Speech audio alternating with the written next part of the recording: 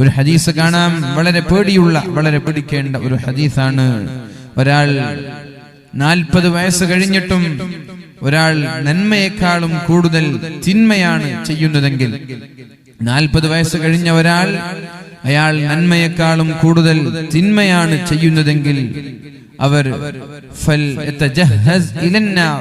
നരകത്തിലേക്ക് ഒരുങ്ങിക്കൊള്ളട്ടെ, അവൻ നരകക്കാരനാണ് എന്ന് മുഹമ്മദുർ റസൂലുള്ളാഹി സ്വല്ലല്ലാഹു അലൈഹി വസല്ലം. 40 വയസ്സ് കഴിഞ്ഞവരാണ്.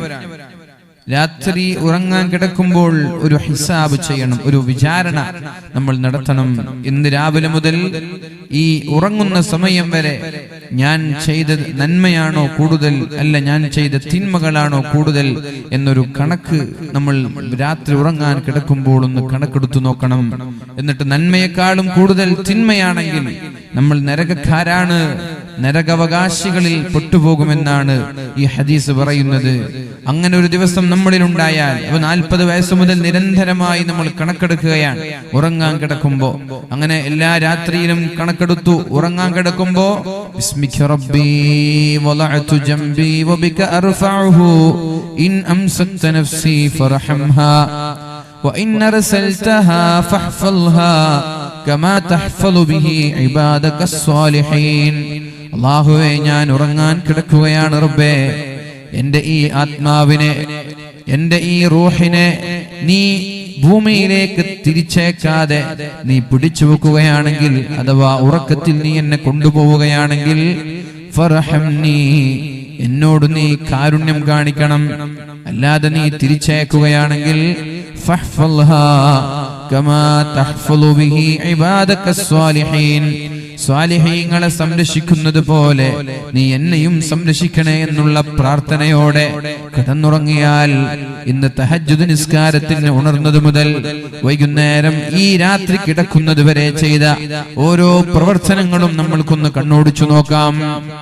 സുബഹി നിസ്കരിച്ചിട്ടുണ്ടോ ഇല്ലേ? ഖളാ ആണോ ഇല്ലേ? ഖളാ ആണെങ്കിൽ ഖളാ വീട്ടിയിട്ടുണ്ടോ? ഖുർആൻ പാരായണം ചെയ്തിട്ടുണ്ടോ? ളുഹാ നിസ്കരിച്ചിട്ടുണ്ടോ? അല്ല, ളുഹ്ർ നിസ്കാരത്തിന്റെ അവസ്ഥ എന്ത്? അസ്റിന്റെ അവസ്ഥ എന്ത്? മഗ്രിബ് ഇശാ ഓതേണ്ടത് ഓതിയിട്ടുണ്ടോ? എന്റെ സമയം ഇന്ന് TV കാണാനും ഹറാം കാണാനുമാണോ ഉപയോഗിച്ചത്? നന്മയ്ക്ക് വേണ്ടിയാണോ ഞാൻ ഇന്ന് എന്റെ സമയം ഉപയോഗിച്ചത്, അല്ല തിന്മയ്ക്ക് വേണ്ടിയിട്ടാണോ? കൂടുതൽ തിന്മയ്ക്ക് വേണ്ടിയിട്ടാണ് എന്ന് നമ്മൾക്ക് തോന്നിയാൽ ആ രാത്രി ആ ബെഡിൽ നിന്ന് ഉറക്കെ എണീറ്റ് ആ തിന്മയുടെ ദിവസം നന്മ കൂടുതലാക്കാൻ വേണ്ടി അല്പം ഇസ്തിഗ്ഫാർ ചൊല്ലി, സ്വലാത്ത് ചൊല്ലി, ദുആ ചെയ്ത്, തൗബ ചെയ്ത് നമ്മൾക്ക് കിടന്നുറങ്ങാം. ഇങ്ങനെ ഓരോ ദിവസം ഉറങ്ങാൻ കിടക്കുമ്പോ ഈ ഒരു വിചാരണ നമ്മൾ നടത്തിയിട്ട് തിന്മയെക്കാളും കൂടുതൽ നന്മയാക്കി കിടന്നുറങ്ങിയാൽ ഇൻഷാ അല്ലാഹ് നമ്മൾക്ക് രക്ഷപ്പെടാം. അല്ലാഹു നമ്മളെ രക്ഷപ്പെടുത്തട്ടെ. അല്ലാഹു മരണസമയത്ത് ഈമാൻ സലാമത്തായി മരിച്ച് പുഞ്ചിരിച്ച് മരിക്കാനും അതേപോലെ ഖബർ ജീവിതത്തിൽ സന്തോഷത്തോടെ ചെലവഴിക്കാനും അല്ലാഹു തൗഫീഖ് ചെയ്യട്ടെ. എല്ലാ ദിവസവും ഒരു വിചാരണ. ഉറങ്ങാൻ കിടക്കുമ്പോ ഒരു മരുന്നുണ്ട്, ആ മരുന്ന് കഴിച്ചാൽ അല്ലാഹു അസുഖങ്ങളിൽ നിന്ന് നമ്മെ തടയും, അസുഖങ്ങൾ ഉണ്ടാവില്ല. എന്താണ് ആ മരുന്ന്?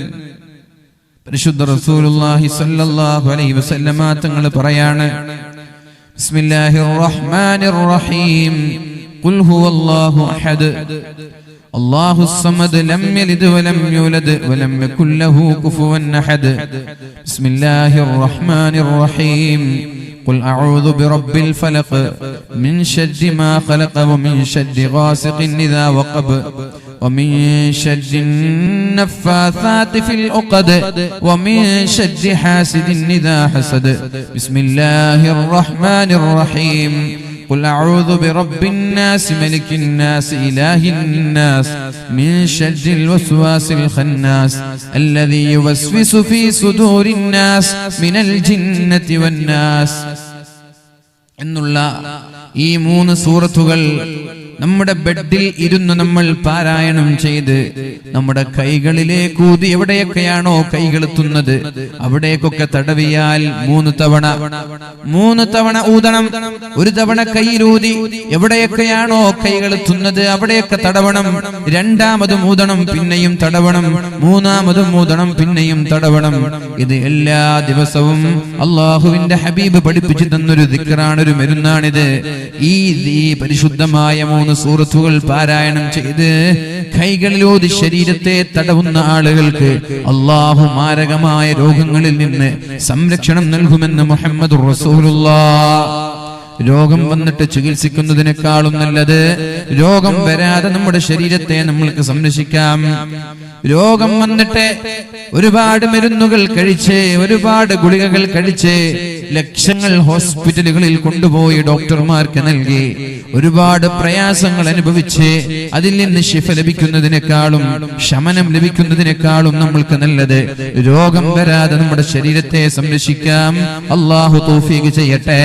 അതുകൊണ്ട് ആഫിയത്ത് ആഗ്രഹിക്കുന്ന ആളുകൾ, ആരോഗ്യം ആഗ്രഹിക്കുന്ന ആളുകൾ, മരണം വരെ ശാരീരിക ആരോഗ്യം നിലനിർത്താൻ ആഗ്രഹിക്കുന്ന ആളുകൾ ഇൻഷാ അല്ലാഹ് ഇന്നു മുതൽ ഉറങ്ങാൻ കിടക്കുമ്പോ വുളൂ ചെയ്ത് ബെഡ്റൂമിലേക്ക് വരണം. വുളൂ ചെയ്യാതെ കിടന്നുറങ്ങരുത്. വുളൂ ചെയ്ത് ബെഡ്റൂമിലേക്ക് കടന്നു വന്ന് നമ്മുടെ ബെഡിൽ കയറിയിരുന്നാൽ ഭാര്യയും ഭർത്താവും അതുപോലെ മക്കൾ എല്ലാ ആളുകളും 10 വയസ്സ് മുതലുള്ള എല്ലാ ആളുകളും തന്റെ കൈകളിലേക്ക് ഊതി ശരീരമാസകലം ഒന്ന് തടവണം. കാരണം ഒരുപാട് രോഗങ്ങൾ കൊണ്ട് പ്രയാസപ്പെടുന്ന കാലമാണിത്. വ്യത്യസ്തമായ രോഗമാണ് പല ആളുകൾക്ക്. എന്താണ് രോഗത്തിന്റെ പേര് എന്ന് ഡോക്ടർമാർക്ക് അറിയാത്ത കാലമാണിത്. ഏത് മരുന്നാണ് നൽകേണ്ടതെന്നറിയാത്ത കാലമാണിത്.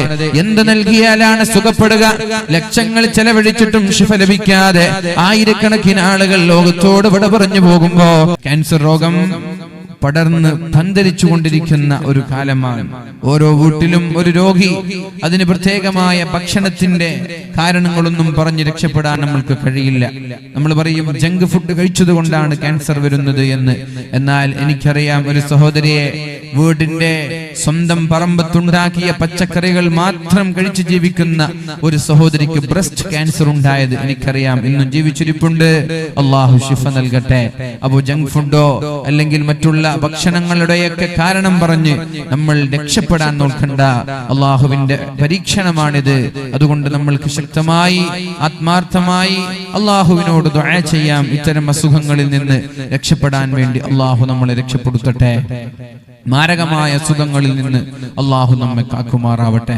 അപ്പൊ പ്രിയപ്പെട്ട സഹോദരങ്ങൾ, സഹോദരന്മാർ എല്ലാവരും രാത്രി ഉറങ്ങാൻ കിടക്കുമ്പോ എന്തു ചെയ്യണം? ഇങ്ങനൊരു ദിക്ർ ചൊല്ലി ശരീരമാസകലം ഒന്നൂതി തടവി ദുആ ചെയ്യണം. അള്ളാഹു നമ്മൾക്ക് എല്ലാവർക്കും ശിഫ നൽകി അനുഗ്രഹിക്കട്ടെ. അങ്ങനെ ആരോഗ്യം, മഗ്ഫിറത്ത്, ആരോഗ്യം വലിയ പ്രാധാന്യമുള്ള വിഷയമാണ്. ആ ആരോഗ്യത്തിന് വേണ്ടി നമ്മൾക്ക് എല്ലാവർക്കും ദുആ ചെയ്യണം. അതോടൊപ്പം നിങ്ങൾ എന്ത് സംഭാവന ചെയ്യുമ്പോഴും, എന്ത് സഹായം ചെയ്യുമ്പോഴും, എന്ത് സ്വതക്ക നൽകുമ്പോഴും നിങ്ങളുടെ മനസ്സിൽ നിങ്ങൾ നിയത്ത് ചെയ്യേണ്ടത് എന്റെ ആരോഗ്യം എന്റെ മരണം വരെ നിലനിർത്തണമെന്നാണ്. അള്ളാഹു നിലനിർത്തി തരട്ടെ. അപ്പൊ ഞാൻ പറഞ്ഞു വന്നത്, നമ്മളൊക്കെ പല രീതിയിൽ സഹായിക്കുന്ന ആളുകളാണ്. ആ സഹായം ബക്കറ്റ് പിരിവ് നൽകുന്ന ആളുകൾ, അതേപോലെ മറ്റുള്ള ആവശ്യങ്ങൾക്ക് വേണ്ടി ആരെങ്കിലും സഹായിക്കുമ്പോൾ പള്ളി, മദ്രസ, പിന്നെ ബിൽഡിങ്ങുകൾ, നല്ല കാര്യങ്ങൾക്ക്, പാവങ്ങൾക്ക് സഹായിക്കൽ, വീട് വെച്ചു കൊടുക്കൽ, എന്തായാലും ഇത്തരം സംഭാവനകൾ നമ്മൾ നൽകുമ്പോ ഇൻഷാ അല്ലാഹ് നമ്മൾക്ക് സർവശക്തനായ അള്ളാഹുവിനോട് മനസ്സിൽ ഒന്ന് മനമുരുകി അള്ളാഹുവിനോട് ദുആ ചെയ്യാം. മാരകമായ അസുഖങ്ങളിൽ നിന്ന് രക്ഷപ്പെടാൻ വേണ്ടി അള്ളാഹു ഇത്തരം അസുഖം ബാധിക്കുന്ന എല്ലാ ആളുകൾക്കും അള്ളാഹു പൂർണ്ണമായ ശിഫ നൽകി അനുഗ്രഹിക്കുകയും നമ്മെ, നമ്മുടെ കുടുംബങ്ങൾ, നമ്മെ സ്നേഹിക്കുന്ന സഹായിക്കുന്ന എല്ലാ ആളുകളെയും അള്ളാഹു റബ്ബ് സുബ്ഹാനഹു വ തആല ഇത്തരം അസുഖങ്ങളിൽ നിന്ന് അള്ളാഹു രക്ഷപ്പെടുത്തട്ടെ. അപ്പൊ നമ്മൾ ഒരു രോഗിയെ സഹായിക്കാൻ വേണ്ടി നമ്മളൊരു തുക നൽകുമ്പോൾ നമ്മുടെ അസുഖം അള്ളാഹു ശിഫപ്പെടുത്തി തരും. അതുപോലെ മഹാനായ ഉമർ ഇബ്നുൽ ഖത്താബ് റളിയല്ലാഹു അൻഹു മദീന പള്ളി ഒരു പരിശുദ്ധമായ റമളാനിൽ മനോഹരമായി വർണ്ണാഭമായ വിളക്കുകൾ കൊണ്ട് അലങ്കരിക്കുകയുണ്ടായി. നമ്മളൊക്കെ റമളാൻ വരുമ്പോ നമ്മുടെ പള്ളികളൊക്കെ അലങ്കരിക്കും. നല്ല വെളിച്ചം, നല്ല ബൾബുകളൊക്കെ വെച്ച് ഡെക്കറേറ്റ് ചെയ്യും. അതേപോലെ ഉമർ തങ്ങൾ ഇത് ചെയ്തു. ഇത് മഹാനായ ഉമർ ഇബ്നുൽ ഖത്താബ് റളിയല്ലാഹു അൻഹു കാണുകയും അലി തങ്ങൾ കാണുകയും അലി തങ്ങൾ മഹാനായ ഉമർ ഇബ്നുൽ ഖത്താബ് റളിയല്ലാഹു അൻഹുവിനോട് ഒരു പ്രാർത്ഥന നടത്തുകയുണ്ടായി. നവ്വറല്ലാഹു ഖബ്റക യാ ഉമർ കമാ നവ്വറത മസാജിദ. നവ്വറല്ലാഹു ഖബ്റക യാ ഉമർ കമാ നവ്വറത മസാജിദ. അല്ലാഹുവേ ഉമർ തങ്ങളെ, നിങ്ങൾ അല്ലാഹുവിന്റെ പള്ളിയെ പ്രകാശിപ്പിച്ചതുപോലെ അല്ലാഹു നിങ്ങളുടെ ഖബറിടത്തെ നീ പ്രകാശിപ്പിച്ചു തരട്ടെ. നിങ്ങൾ അല്ലാഹുവിന്റെ പള്ളിയെ പ്രകാശിപ്പിച്ചതുപോലെ അല്ലാഹു നിങ്ങളുടെ ഖബറിടത്തെ പ്രകാശിപ്പിച്ചു തരട്ടെ എന്ന് മഹാനായ അലി ഇബ്നു അബീ ത്വാലിബ് റളിയല്ലാഹു അൻഹു ദുആ ചെയ്തിട്ടുണ്ട്. ഞാൻ ഇവിടെ പറയാൻ കാരണം നമ്മുടെ അഷ്റഫ് കാക്ക ഖബർ എന്ന് കേൾക്കുമ്പോൾ വലിയ പേടിയാണ്. കൊട്ടാര അഷ്റഫ് കാക്ക ഖബർ എന്ന് കേൾക്കുമ്പോൾ വലിയ പേടിയാണ്. അപ്പൊ ഖബറിന്റെ ഇരുട്ട് താഴേതാൽ ഇരുട്ടാണല്ലോ. അപ്പൊ മുകളിലുള്ള ദുആ ചെയ്യാൻ വരുന്ന ആളുകൾക്കും കൂടി ഇരുട്ടായി പേടിപ്പിക്കണ്ടെന്ന് വിചാരിച്ച് മൂപ്പര് അവിടെ ലൈറ്റ് വെച്ചു. ഖബർ മൊത്തം വെളിച്ചാക്കി. എങ്ങനെങ്കിലും ഖബർ പേടിയായതുകൊണ്ടും ഖബർസ്ഥാൻ പേടിയായതുകൊണ്ടും അവിടെ മൊത്തം ലൈറ്റൊക്കെ വെച്ചു, അവിടെ പ്രകാശിപ്പിച്ചു എന്നാണ്. അപ്പൊ ഞാനിത് പല സ്ഥലത്തും പറയാറുണ്ട്.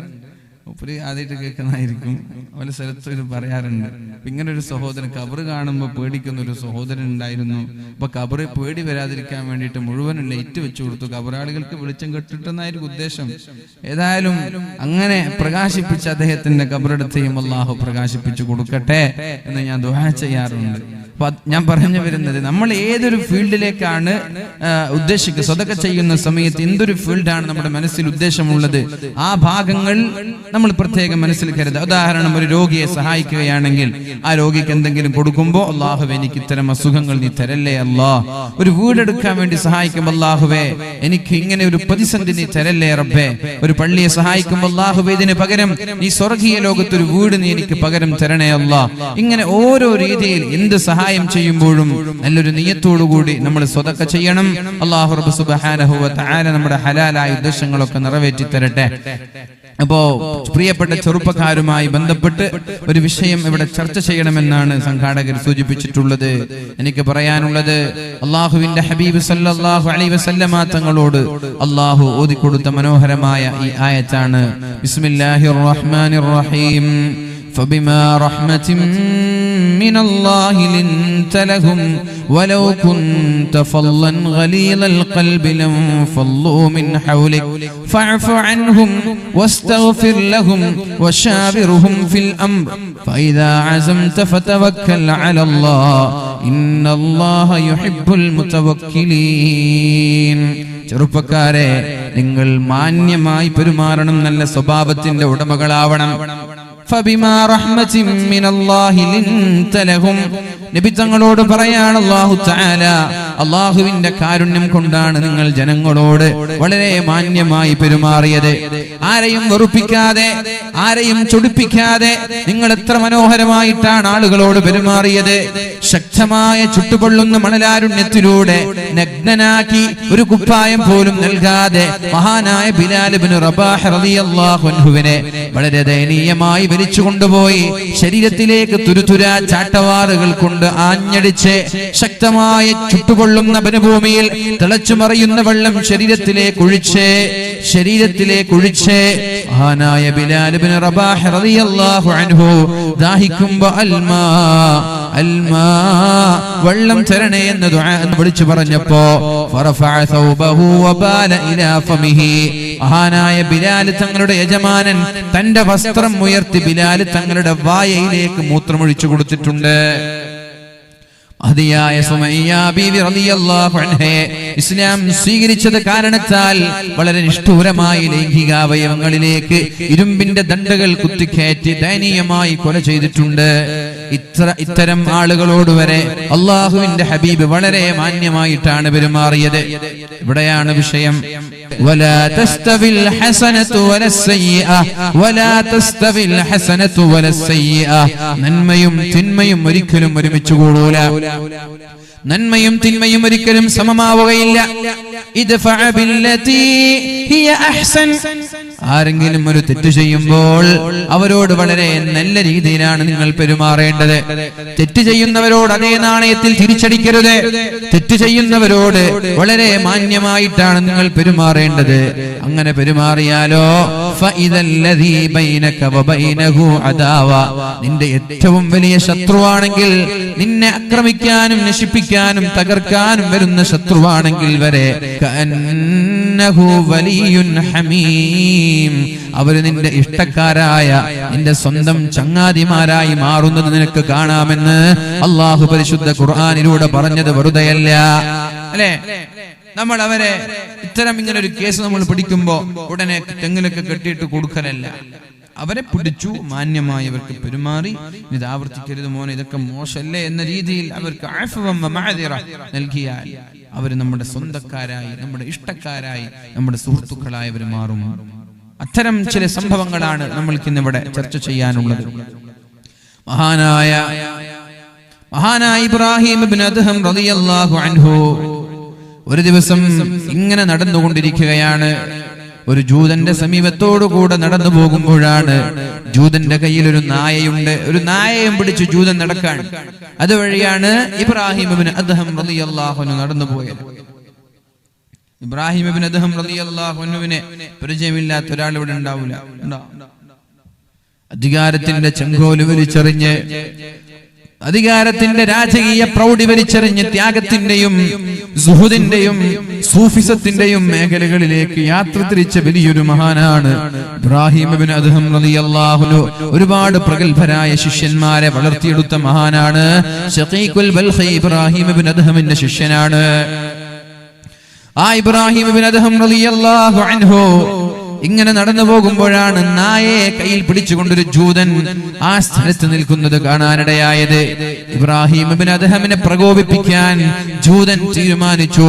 ഇബ്രാഹിം ഇബ്നു അദ്ഹം സമീപത്തേക്ക് എത്തിയപ്പോൾ ജൂതൻ പറയുകയുണ്ടായി, യാ ഇബ്രാഹിം ലഹിയതുക ഹാദിഹി അത്ഹറു മിൻ ദനബി കൽബി, നിന്റെ ഈ താടിയാണോ അല്ല എന്റെ നായയുടെ വാലാണോ ശുദ്ധിയുള്ളത്?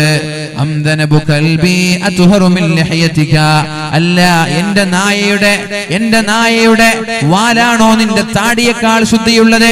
നിന്റെ താടിക്കാണോ അല്ല എന്റെ നായയുടെ വാലിനാണോ ശുദ്ധിയുള്ളത് എന്ന് മഹാനായ ഇബ്രാഹിം ഇബ്നു അദ്ഹം റളിയല്ലാഹു അൻഹുവിന്റെ മുഖം നോക്കി, താടി നോക്കി പറഞ്ഞപ്പോൾ ഇബ്രാഹിം ഇബ്നു അദ്ഹം റളിയല്ലാഹു അൻഹു ഉടനെ തന്നെ മറുപടി പറഞ്ഞത്, കുൻതു മിൻ അഹ്ലിൽ ജന്ന ഫഇന്ന ലഹിയതി അത്ഹറു മിൻ കൽബിക വഇൻ കുൻതു മിൻ അഹ്ലിൻ നാർ ഫദനബു കൽബിക അഫ്ളലു മിൻ ലഹിയതി. ഞാൻ സ്വർഗ്ഗക്കാരനാണെങ്കിൽ, ഞാൻ മരിച്ച് സ്വർഗ്ഗത്തിലേക്ക് പോകുന്ന സ്വർഗ്ഗാവകാശിയാണെങ്കിൽ നിന്റെ നായയുടെ വാലിനേക്കാളും ശുദ്ധി എന്റെ താടിക്കാണ്. ഇനി ഞാൻ നരകക്കാരനാണെങ്കിൽ, ഞാൻ തെമ്മാടികളിൽപ്പെട്ട് ഏറ്റവും നിന്ദ്യരായി നരകത്തിലേക്ക് പോകേണ്ട ആ പാപികളിൽപ്പെട്ട ആളാണെങ്കിൽ എന്റെ താടിയല്ല നിന്റെ നായയുടെ വാലാണ് ശുദ്ധിയുള്ളത്, എന്റെ താടിയേക്കാളും ശുദ്ധി നിന്റെ നായയുടെ വാലിനാണ് എന്ന് മഹാനായ ഇബ്രാഹിം ഇബ്നു അദ്ഹം റളിയല്ലാഹു അൻഹു മറുപടി പറഞ്ഞപ്പോ, അഥവാ സ്വർഗ്ഗക്കാരൻ ഉയർന്നവനാണ്, എനിക്കല്ല പ്രസക്തി. ഞാനൊരു സ്വർഗ്ഗക്കാരനാണെങ്കിൽ എനിക്ക് പ്രസക്തിയുണ്ട്, ഞാൻ നരകക്കാരനാണെങ്കിൽ എനിക്കൊരു പ്രസക്തിയുമില്ല, നിന്റെ നായേക്കാളും ഞാൻ മോശമാണ് എന്നാണ് മഹാനായ ഇബ്രാഹിം ഇബ്നു അദ്ഹം റളിയല്ലാഹു അൻഹു പറഞ്ഞത്. ഞാൻ ചോദിക്കട്ടെ, നമ്മൾ ഇങ്ങനെ നടന്നു പോകുമ്പോൾ ഏതെങ്കിലും ഒരാൾ മുമ്പിലേക്ക് വന്നിട്ട് നീ നായേക്കാളും മോശമാണെന്ന് പറഞ്ഞാൽ നമ്മൾ സഹിച്ചു നിൽക്കുമോ? മിണ്ടാതിരിക്കുമോ? ഏത് രീതിയിലാണ് നമ്മൾ പ്രതികരിക്കുക? നമ്മൾ ഇങ്ങനെ ടൗണിലേക്ക് പോകുമ്പോ ഏതെങ്കിലും ഒരാൾ നായം പിടിച്ചു വന്നിട്ട് നിന്റെ മോന്തേക്കാളും ഭംഗി എന്റെ നായയുടെ മുഖത്തിനുണ്ടെന്ന് പറഞ്ഞാല് മാഷാ അല്ലാഹ് ഉഷാറായി എന്ന് പറയാം. നമ്മൾ എന്താ പറയാ? എന്തെങ്കിലും തിരിച്ചതേപോലെ ചീത്ത വിളിച്ച് നമ്മൾ ഇവിടുന്ന് സ്ഥലം വിടുന്നു. ഇബ്രാഹിം ഇബ്നു അദ്ഹം പറഞ്ഞത് ശരിയാണ്. ഞാൻ നരകക്കാരനാണെങ്കിൽ എന്റെ താടിയേക്കാളും നല്ലത് നിന്റെ നായയുടെ വാലാണ്. അപ്പോഴേക്കും ജൂതനായ ആള് പറഞ്ഞു, ഹാദിഹി അഖ്ലാഖുൻ നുബുവ, ഇതൊരു പ്രവാചകന്റെ സ്വഭാവമാണ്, പ്രവാചകന്മാരുടെ സ്വഭാവമാണിത്. വഅന അശ്ഹദു അല്ലാ ഇലാഹ ഇല്ലല്ലാഹ് വഅശ്ഹദു അന്ന മുഹമ്മദർ റസൂലുള്ളാഹ്, ഞാൻ അല്ലാഹുവിനെ കൊണ്ട് വിശ്വസിക്കുകയാണ്, ഞാൻ മുഹമ്മദ് നബിയെ കൊണ്ട് വിശ്വസിക്കുകയാണ് സല്ലല്ലാഹു അലൈഹി വസല്ലം എന്ന് പറഞ്ഞ് ഇസ്ലാമിലേക്ക് കടന്നു വന്നത് മഹാനായ ഇബ്രാഹിം ഇബ്നു അദ്ഹം റളിയല്ലാഹു അൻഹുവിന്റെ മാന്യമായ സ്വഭാവമാണ്. നേരെ മറിച്ച് അവിടെ മോശമായി പെരുമാറിയിരുന്നെങ്കിൽ ഈ ഒരാൾക്ക് ഇസ്ലാമിനെ കുറിച്ച് വ്യക്തമായി മനസ്സിലാക്കാൻ സാധിക്കുമായിരുന്നോ? ഇനി നമ്മൾ ആലോചിക്കേണ്ടത്, ഇത്തരം അവസരങ്ങൾ നമ്മൾക്കുണ്ടായിട്ടില്ലേ? പല മതസ്ഥരിൽ നിന്ന്, അന്യ മതസ്ഥരിൽ നിന്നൊക്കെ സ്കൂളിൽ പഠിക്കുമ്പോ, ജോലി ചെയ്യുമ്പോ, ഗൾഫ് രാജ്യങ്ങളിൽ നിന്നൊക്കെ പലപ്പോഴും കാണാറുണ്ട് കഅബയെ അവഹേളിക്കുന്നവർ, മുഹമ്മദ് നബിയെ സല്ലല്ലാഹു അലൈഹി വസല്ലം തങ്ങൾ അവഹേളിക്കുന്നവർ, പള്ളിയെ അവഹേളിക്കുന്നവരെ, അള്ളാഹുവിനെ അവഹേളിക്കുന്ന ആളുകൾ. അത്തരം ആളുകളെ തെരഞ്ഞു പിടിച്ചു കൊണ്ടുപോയി 10-15 ആളുകൾ കൂട്ടം കൂടി വളരെ നിഷ്ഠൂരമായി അടിക്കുന്ന വീഡിയോകളൊക്കെ കാണാറുണ്ട്. ചെയ്യരുത്, ചെയ്യരുത്. ഇത്തരം ഈ ആളുകളോട് വളരെ മാന്യമായി പെരുമാറി മഹാനായ ഇബ്രാഹിം ഇബ്നു അദ്ഹം റളിയല്ലാഹു അൻഹു കാണിച്ചു തന്ന ഈ ഒരു വഴിയിലൂടെ പെരുമാറിയിരുന്നെങ്കിൽ അവർക്കും ഇസ്ലാമിന്റെ വെളിച്ചം എത്തുമായിരുന്നില്ലേ? നമ്മുടെ മോശപ്പെട്ട സ്വഭാവം കാരണത്താൽ എത്ര പേരാണ് ഇസ്ലാം മനസ്സിലാകാതെ ഇസ്ലാമിന്റെ ശത്രുക്കളായി മാറിയത്. അതിന് പകരം നല്ല സ്വഭാവക്കാരായാൽ അവരുടെ ആ വൈരാഗ്യം മാറ്റിവെച്ച്, അവരുടെ വെറുപ്പ് മാറ്റിവെച്ച്, ഇസ്ലാം സത്യമാണ്, ഇസ്ലാം സൽസ്വഭാവക്കാരാണ്, മുസ്ലിമീങ്ങൾ കുഴപ്പക്കാരല്ല, മുസ്ലിമീങ്ങളുടെ ഭാഗത്ത് കുഴപ്പമില്ല എന്ന് അവർ ചർച്ച ചെയ്യുമായിരുന്നില്ലേ? അവരിങ്ങോട്ട് വന്നില്ലെങ്കിലും അവർ ഇസ്ലാമിനെ ഭവ്യതയോടെ കാണുമായിരുന്നില്ലേ? നമ്മുടെ മോശപ്പെട്ട സ്വഭാവം കൊണ്ട് ഒരുപാട് ആളുകൾക്ക് ഇസ്ലാം എത്തിച്ചു കൊടുക്കുന്നതിൽ നിന്ന് നമ്മൾ മാറി നിന്നിട്ടില്ലയോ മുഅ്മിനേ? ചെറുപ്പക്കാരാ, ഇത്തരം വീഴ്ചകൾ നമ്മൾക്ക് വന്നിട്ടില്ലേ? നമ്മൾ ആലോചിക്കേണ്ടേ അല്ലേ? നമ്മൾ കാരണം എത്ര ആളുകൾക്ക് ഈ ഒരു സത്യം മനസ്സിലാവാതെ പോകുന്നുണ്ട്. ഇതിനൊക്കെ അല്ലാഹുവിനോട് സമാധാനം പറയേണ്ടയോ? അല്ലാഹു പറഞ്ഞത് എത്ര മോശമായി നിങ്ങളോട് പെരുമാറുകയാണെങ്കിലും വളരെ മാന്യമായിട്ടേ നിങ്ങൾ പെരുമാറാൻ പാടുള്ളൂ. നിങ്ങളുടെ ഭാഗത്ത് ഒരു മൈനസ് പോയിന്റ് ഒരാൾക്ക് കിട്ടാൻ പാടില്ല. അങ്ങനെയായാൽ നിങ്ങളുടെ ശത്രുക്കൾ നിങ്ങളുടെ അടുത്ത ചങ്ങാതിയായി മാറുമെന്നല്ലേ പറഞ്ഞത്? ഈ ജൂതനെ ഇസ്ലാമിന്റെ വെളിച്ചം കണ്ടത്, ഇസ്ലാം എന്താണെന്ന് മനസ്സിലായത് മഹാനായ ഇബ്രാഹിം ഇബ്നു അദ്ഹം റളിയല്ലാഹു അൻഹു മാന്യമായി പെരുമാറിയത് കൊണ്ടല്ലേ? അതുകൊണ്ട് സ്വൽസ്വഭാവത്തിന്റെ ഉടമകളായി മാറാൻ നമ്മൾ ശ്രമിക്കണം. നമ്മുടെ സ്വഭാവം കാണുമ്പോ മറ്റുള്ളവർ ഇസ്ലാമിനെ കുറിച്ച് പഠിക്കണം. നമ്മുടെ പ്രവൃത്തിയിൽ നിന്ന്, നമ്മുടെ പെരുമാറ്റത്തിൽ നിന്ന് ഇസ്ലാം എന്നാൽ വളരെ മഹത്വമാണ്, ഇസ്ലാം എന്നാൽ വളരെ സംസ്കാരമുള്ള മതങ്ങളാണ് എന്ന് മറ്റുള്ളവർക്ക് മനസ്സിലാകുന്ന രീതിയിലാണ് നമ്മൾ പെരുമാറേണ്ടത്. അല്ലാഹു തൗഫീഖ് നൽകട്ടെ, അല്ലാഹു തൗഫീഖ് നൽകട്ടെ. രണ്ടാമത്തൊരു സംഭവം ഞാൻ പറയട്ടെ. മഹാനായ അബൂ ഹുറൈറ റളിയല്ലാഹു അൻഹു. അപ്പോൾ ഇന്നത്തെ ചർച്ച ഈ ഒരു രീതിയിലേക്കാണ് നിങ്ങൾ ഞാൻ കൊണ്ടുവരാൻ ശ്രമിക്കുന്നത്. സഹോദരിമാർ, സഹോദരന്മാർ എല്ലാവരും നമ്മുടെ സ്വഭാവം സംസ്കരിച്ച് മാന്യമായ ഉത്തമമായ സ്വഭാവത്തിന്റെ ഉടമകളായി മാറാൻ നമ്മൾ ശ്രമിക്കണം. അല്ലാഹു തൗഫീഖ് ചെയ്യട്ടെ. മഹാനായ അബൂ ഹുറൈറ റളിയല്ലാഹു അൻഹു അദ്ദേഹം ഒരു വഴിയിലൂടെ നടന്നു പോകുമ്പോഴാണ് അബൂ ഹുറൈറ റളിയല്ലാഹു അൻഹുവിനെ വളരെ മോശമായി ചീത്ത പറയുന്നത്. സബ്ബ റജുലുൻ അബൂ ഹുറൈറ, അബൂ ഹുറൈറയെ വളരെ മോശമായി ചീത്ത പറയുകയുണ്ടായി. എന്തൊക്കെയോ വായിൽ വന്നു, അതെല്ലാം വിളിച്ചു പറഞ്ഞു. ഫലമ്മൻതഹാ, അങ്ങനെ ചീത്ത പറഞ്ഞിട്ടൊന്ന് നിർത്തിയപ്പോ, നമുക്ക് വൈകുന്നേരം വരെ ചീത്ത പറയാൻ പറ്റൂലല്ലോ, അപ്പൊ ഇങ്ങനെ വായിൽ വരുന്നത്, തൊള്ളയിൽ വരുന്നതൊക്കെ പറഞ്ഞു. കുറച്ച് കഴിഞ്ഞപ്പോ നിർത്തിയപ്പോ മഹാനായ അബൂ ഹുറൈറ റളിയല്ലാഹു അൻഹു ചോദിക്കുകയുണ്ടായി, ഇൻതഹൈത, നിർത്തിയോ, ഇനിയുണ്ടോ? പറഞ്ഞു, ഞാൻ നിർത്തി. വഇൻ അറദ്ത അൻ അസീദക സിദ്തുക, ഇനിയും വേണമെങ്കിൽ ഇനിയും ഞാൻ പറയാം, ഇനിയും വേണമെങ്കിൽ ഞാൻ ഇനിയും പറയാം. അപ്പൊ മഹാനായ അബൂ ഹുറൈറ റളിയല്ലാഹു അൻഹു തന്റെ അടിമസ്ത്രീയെ വിളിക്കുകയാണ്. യാ ജാരിയ, അടിമസ്ത്രീയെ ഇങ്ങോട്ട് വാ എന്ന് പറഞ്ഞു വിളിച്ചപ്പോ ഈ മനുഷ്യൻ എന്തിനാണ് വിളിക്കുന്നത്, എന്ത് ചെയ്യാനാണ് അബൂ ഹുറൈറ ഒരുങ്ങുന്നത് എന്ന് നോക്കി കാത്തിരിക്കുകയാണ്. അബൂ ഹുറൈറ റളിയല്ലാഹു അൻഹു അടിമസ്ത്രീയോട് പറഞ്ഞു, വുളൂ ചെയ്യാനുള്ള വെള്ളം കൊണ്ടുവാ, വുളൂ ചെയ്യാനുള്ള വെള്ളം കൊണ്ടുവരാൻ. മഹാനായ അബൂ ഹുറൈറ റളിയല്ലാഹു അൻഹു പറഞ്ഞു. ഫതവല്ല അബൂ ഹുറൈറ, വുളൂ ചെയ്തു. വതവജ്ജഹ ഇലൽ ഖിബ്ല, ഖിബ്ലയിലേക്ക് മുന്നിട്ടു. എന്നിട്ട് അല്ലാഹുവിനോട് ദുആ ചെയ്തു. അല്ലാഹുമ്മ ഇന്ന അബ്ദക ഹാദാ സബ്ബനി, അല്ലാഹുവേ ഈ മനുഷ്യൻ എന്നെ ചീത്ത പറഞ്ഞിട്ടുണ്ട് റബ്ബേ. വഖാല അന്നി മാ ലം അഅലംഹു മിൻ നഫ്സി, ഞാൻ അറിയാത്ത, എന്റെ ജീവിതത്തിൽ ഞാൻ അറിയാത്ത ഒരുപാട് കാര്യങ്ങൾ ഇയാൾ എനിക്കെതിരെ പറഞ്ഞിട്ടുണ്ട് റബ്ബേ. അല്ലാഹുമ്മ ഇൻ കാന അബ്ദുക ഹാദാ സാദിഖാ, ഇയാൾ പറഞ്ഞത് സത്യമാണെങ്കിൽ ഫഗ്ഫിർ ലീ, എനിക്ക് നീ പുറത്തു താ അല്ലാഹ്. ഇയാൾ എന്നെ കുറിച്ച് ഞാൻ അറിയാത്ത ഒരുപാട് ആക്ഷേപങ്ങൾ, ഒരുപാട് ആരോപണങ്ങൾ ഉന്നയിക്കുകയുണ്ടായി. ഇയാൾ പറഞ്ഞതൊക്കെ സത്യമാണ്. ആ സ്വഭാവമൊക്കെ എനിക്കുണ്ടെങ്കിൽ എനിക്ക് നീ പുറത്തു താ അല്ലാഹ്, എനിക്ക് നീ മാപ്പ് താ അല്ലാഹ്. അല്ലാഹുമ്മ ഇൻ കാന അബ്ദുക ഹാദാ കാദിബാ, അല്ലാഹുവേ ഇയാൾ എന്നെ കുറിച്ച് പറഞ്ഞത് പച്ചക്കള്ളമാണെങ്കിൽ, ഞാൻ ചെയ്യാത്തൊരു പ്രവൃത്തിയാണ് ഇയാൾ എന്നെ കുറിച്ച് പറഞ്ഞതെങ്കിൽ, അല്ലാഹുമ്മ ഫഗ്ഫിർ ലഹു, അയാൾക്ക് നീ മാപ്പ് കൊടുക്കല്ലാ, അയാൾക്ക് നീ മാപ്പ് കൊടുക്കല്ലാ, അല്ലാഹുവേ അയാൾക്ക് നീ പുറത്തു കൊടുക്കല്ലാ എന്ന് മഹാനായ അബൂ ഹുറൈറ റളിയല്ലാഹു അൻഹു ദുആ ചെയ്തപ്പോ, അബൂ ഹുറൈറയുടെ മുമ്പിലേക്ക് ആ ചെറുപ്പക്കാരൻ അബൂ ഹുറൈറയെ കെട്ടിപ്പിടിച്ചുകൊണ്ട്, അബൂ ഹുറൈറയെ ചുംബിച്ചുകൊണ്ട്, അബൂ ഹുറൈറയുടെ സ്വന്തം ചങ്ങാതിയായി, ഇഷ്ടക്കാരനായി മാറുന്നൊരു സംഭവം ഹദീസിൽ കാണാം. എന്താ? ചീത്ത പറഞ്ഞ ആൾക്ക് പുറത്തു കൊടുക്കാൻ അള്ളാഹുവിനോട് ദുആ ചെയ്യാൻ.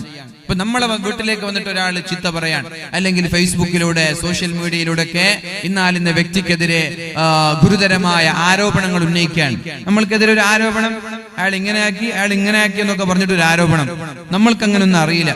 വായിക്കുമ്പോഴാണ് യാ അല്ലാഹ്, പ്രത്യേകിച്ചിട്ട് വേദന്മാരായ ആളുകൾക്ക് വലിയ വലിയ ആരോപണങ്ങളൊക്കെ ഉണ്ടാവാറുണ്ട്, വ്യത്യസ്തമായ ആളുകൾക്ക്. അപ്പൊ ഈ വാല് പറയുന്ന ആളുകൾക്ക് ഇത് അറിയൂലായിരിക്കും. വേറെ ആരെങ്കിലും ഫോൺ വിളിച്ച് നിങ്ങളെ കുറിച്ച് ഇങ്ങനെയൊക്കെ കേൾക്കുന്നുണ്ടല്ലോ, സുബ്ഹാനല്ലാഹ്, എനിക്കത് ചിന്തിച്ചിട്ട് പോലുമില്ല.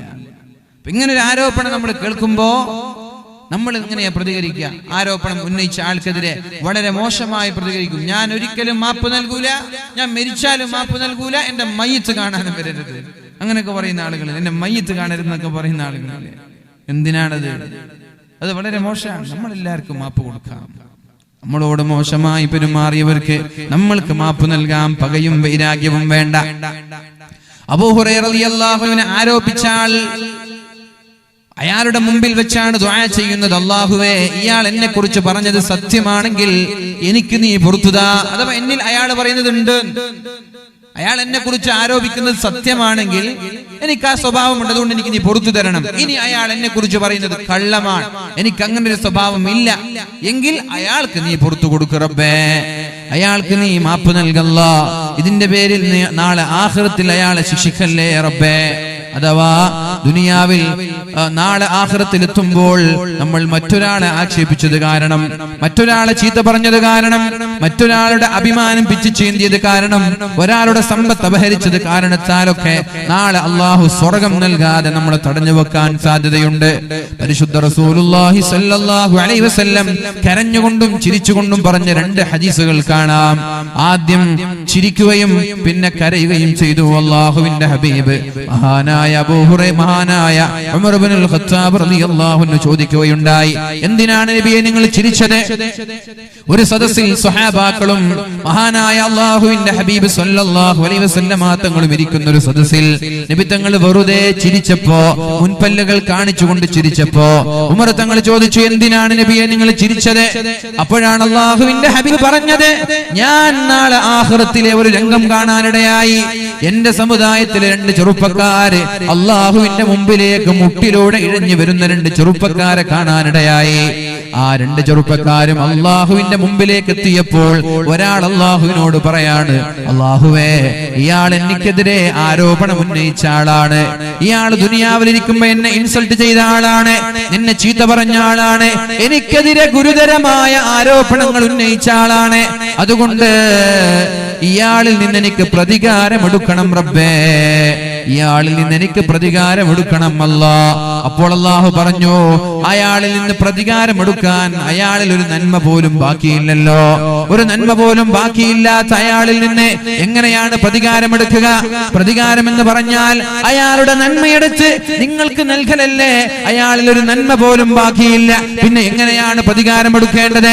അപ്പോഴാണ് ആ മനുഷ്യൻ പറഞ്ഞത്, എന്നാൽ അല്ലാഹുവേ ഞാൻ ജീവിതത്തിൽ ചെയ്ത ഒരുപാട് തെറ്റുകളുണ്ട്, ഞാൻ എന്റെ ജീവിതത്തിൽ ചെയ്ത ഹറാമുകളുണ്ട്, ഈ ഹറാമുകൾ കാരണത്താലാണല്ലോ എനിക്ക് സ്വർഗം തടയപ്പെടുന്നത്, പറയപ്പെടുന്നത്, ഞാൻ ചെയ്ത ഹറാമുകൾ, ഞാൻ ചെയ്ത തെറ്റുകൾ അയാൾക്ക് കൊടുക്കു റബ്ബേ.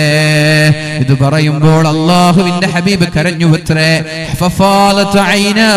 ഹബീബിന്റെ കൺതടങ്ങൾ നിറഞ്ഞു, താടിരോമങ്ങൾ നിറഞ്ഞു. എന്തേ കരഞ്ഞത്? എന്നിട്ട് പറഞ്ഞു, സ്വഹാബ, അവിടുത്തെ കാര്യം വളരെ കഷ്ടമാണ് സ്വഹാബ. അവിടെ എങ്ങനെയെങ്കിലും രക്ഷപ്പെടാൻ വേണ്ടി ശ്രമിക്കുന്ന സമയമാണ്. സ്വന്തം തിന്മകൾ മറ്റൊരാളുടെ തലയിലിട്ട് എങ്ങനെയെങ്കിലും രക്ഷപ്പെടാൻ ആളുകൾ ആഗ്രഹിക്കുന്ന സമയമാണ് സ്വഹാബ. അവിടുത്തെ കാര്യം വളരെ ഗൗരവമാണ് സ്വഹാബ എന്ന് അല്ലാഹുവിന്റെ ഹബീബ് മുഹമ്മദുർ റസൂലുള്ളാഹ് സ്വല്ലല്ലാഹു അലൈഹി വസല്ലമ തങ്ങൾ പറഞ്ഞു കരയുകയുണ്ടായി. എന്നിട്ട് പറയാണ്, അപ്പോഴാണ് അല്ലാഹു തആല എന്റെ തെറ്റെടുത്ത്, എന്റെ ഹറാമുകളെടുത്ത്, എന്റെ ദോഷങ്ങളെടുത്ത് അയാൾക്ക് കൊടുക്കണമെന്ന് പറഞ്ഞപ്പോ അല്ലാഹു പറയാണ്, പൊന്നുമോനെ, ആകാശത്തേക്ക് മുകളിലേക്കൊന്ന് നോക്കൂ മോനെ,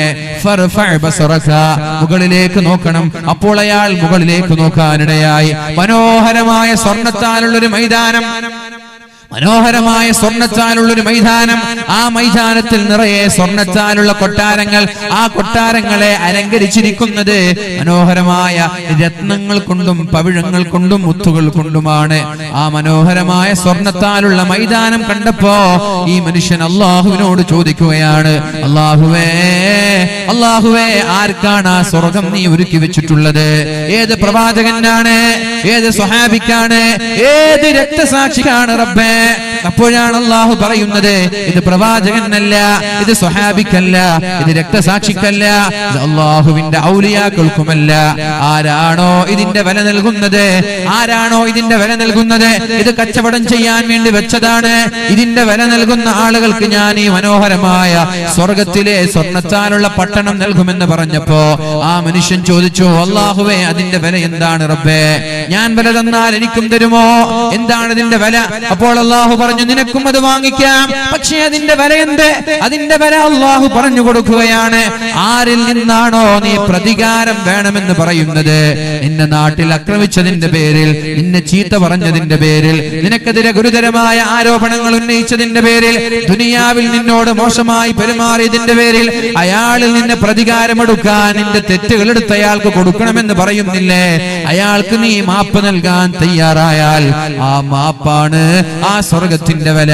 അയാൾക്ക് മാപ്പ് കൊടുത്താൽ നിനക്ക് സ്വർഗം കിട്ടുമെന്ന് അല്ലാഹു പറഞ്ഞപ്പോ ഈ ചെറുപ്പക്കാരൻ പറഞ്ഞു, എന്നാൽ റബ്ബേ, എന്റെ തെറ്റ് അയാൾക്ക് കൊടുക്കണ്ട, അയാളുടെ നന്മ എനിക്കും വേണ്ട, അയാൾക്ക് ഞാൻ മാപ്പ് കൊടുത്തു എന്ന് പറഞ്ഞപ്പോ അല്ലാഹു ഈ മനുഷ്യനോട് പറയാണ്, എന്നാൽ അയാളുടെ കൈയും പിടിച്ച് രണ്ടുപേരും ആ സ്വർഗത്തിലേക്ക് പോയിക്കോ എന്ന് പറഞ്ഞ് രണ്ടുപേരെയും അല്ലാഹു നാളെ സ്വർഗത്തിലേക്ക് കൊണ്ടുപോകുമെന്ന് മുഹമ്മദുർ റസൂലുള്ളാഹ്. എന്താണ്? തെറ്റ് ചെയ്ത ഒരാൾക്ക് മാപ്പ് കൊടുത്തതിന്റെ പേരിൽ അല്ലാഹു സ്വർഗം നൽകുകയാണ് ആഖിറത്തിൽ വെച്ച്. അതല്ലേ അല്ലാഹു പറഞ്ഞത്, വഅഫു വസ്ഫഹു, നിങ്ങൾ മാപ്പ് നൽകണം, ജനങ്ങൾക്ക് വിട്ടുവീഴ്ച ചെയ്യണം. അലാ തുഹിബ്ബൂന അൻ യഗ്ഫിറല്ലാഹു ലക്കും, അല്ലാഹു നിങ്ങൾക്ക് പുറത്തു തരാൻ നിങ്ങൾ ഇഷ്ടപ്പെടുന്നില്ലയോ? നമ്മൾ എത്ര തെറ്റുകളാണ് ചെയ്തത്?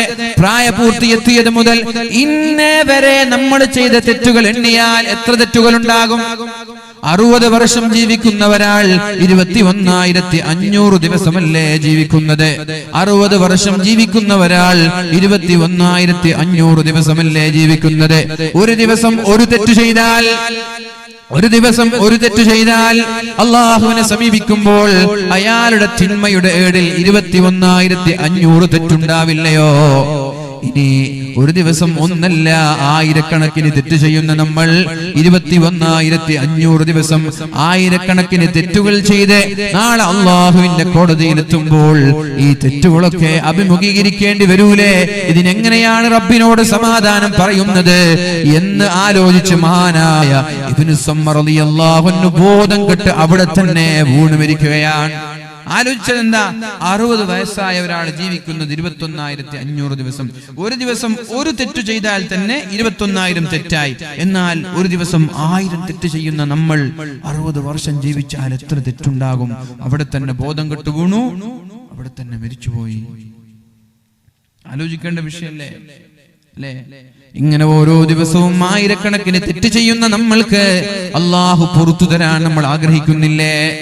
അല്ലേ? നമ്മൾ ചെയ്ത തെറ്റൊക്കെ അല്ലാഹു പുറത്തു തരണ്ടേ? അല്ലാഹു തെറ്റുകൾ പുറത്തു തരാതെ ആർക്കെങ്കിലും രക്ഷപ്പെടാൻ പറ്റുമെന്ന് തോന്നുന്നുണ്ടോ? ഉണ്ടോ? നിങ്ങൾ എവിടെ ഇല്ല? ഉറക്കം വരുന്നുണ്ടോ?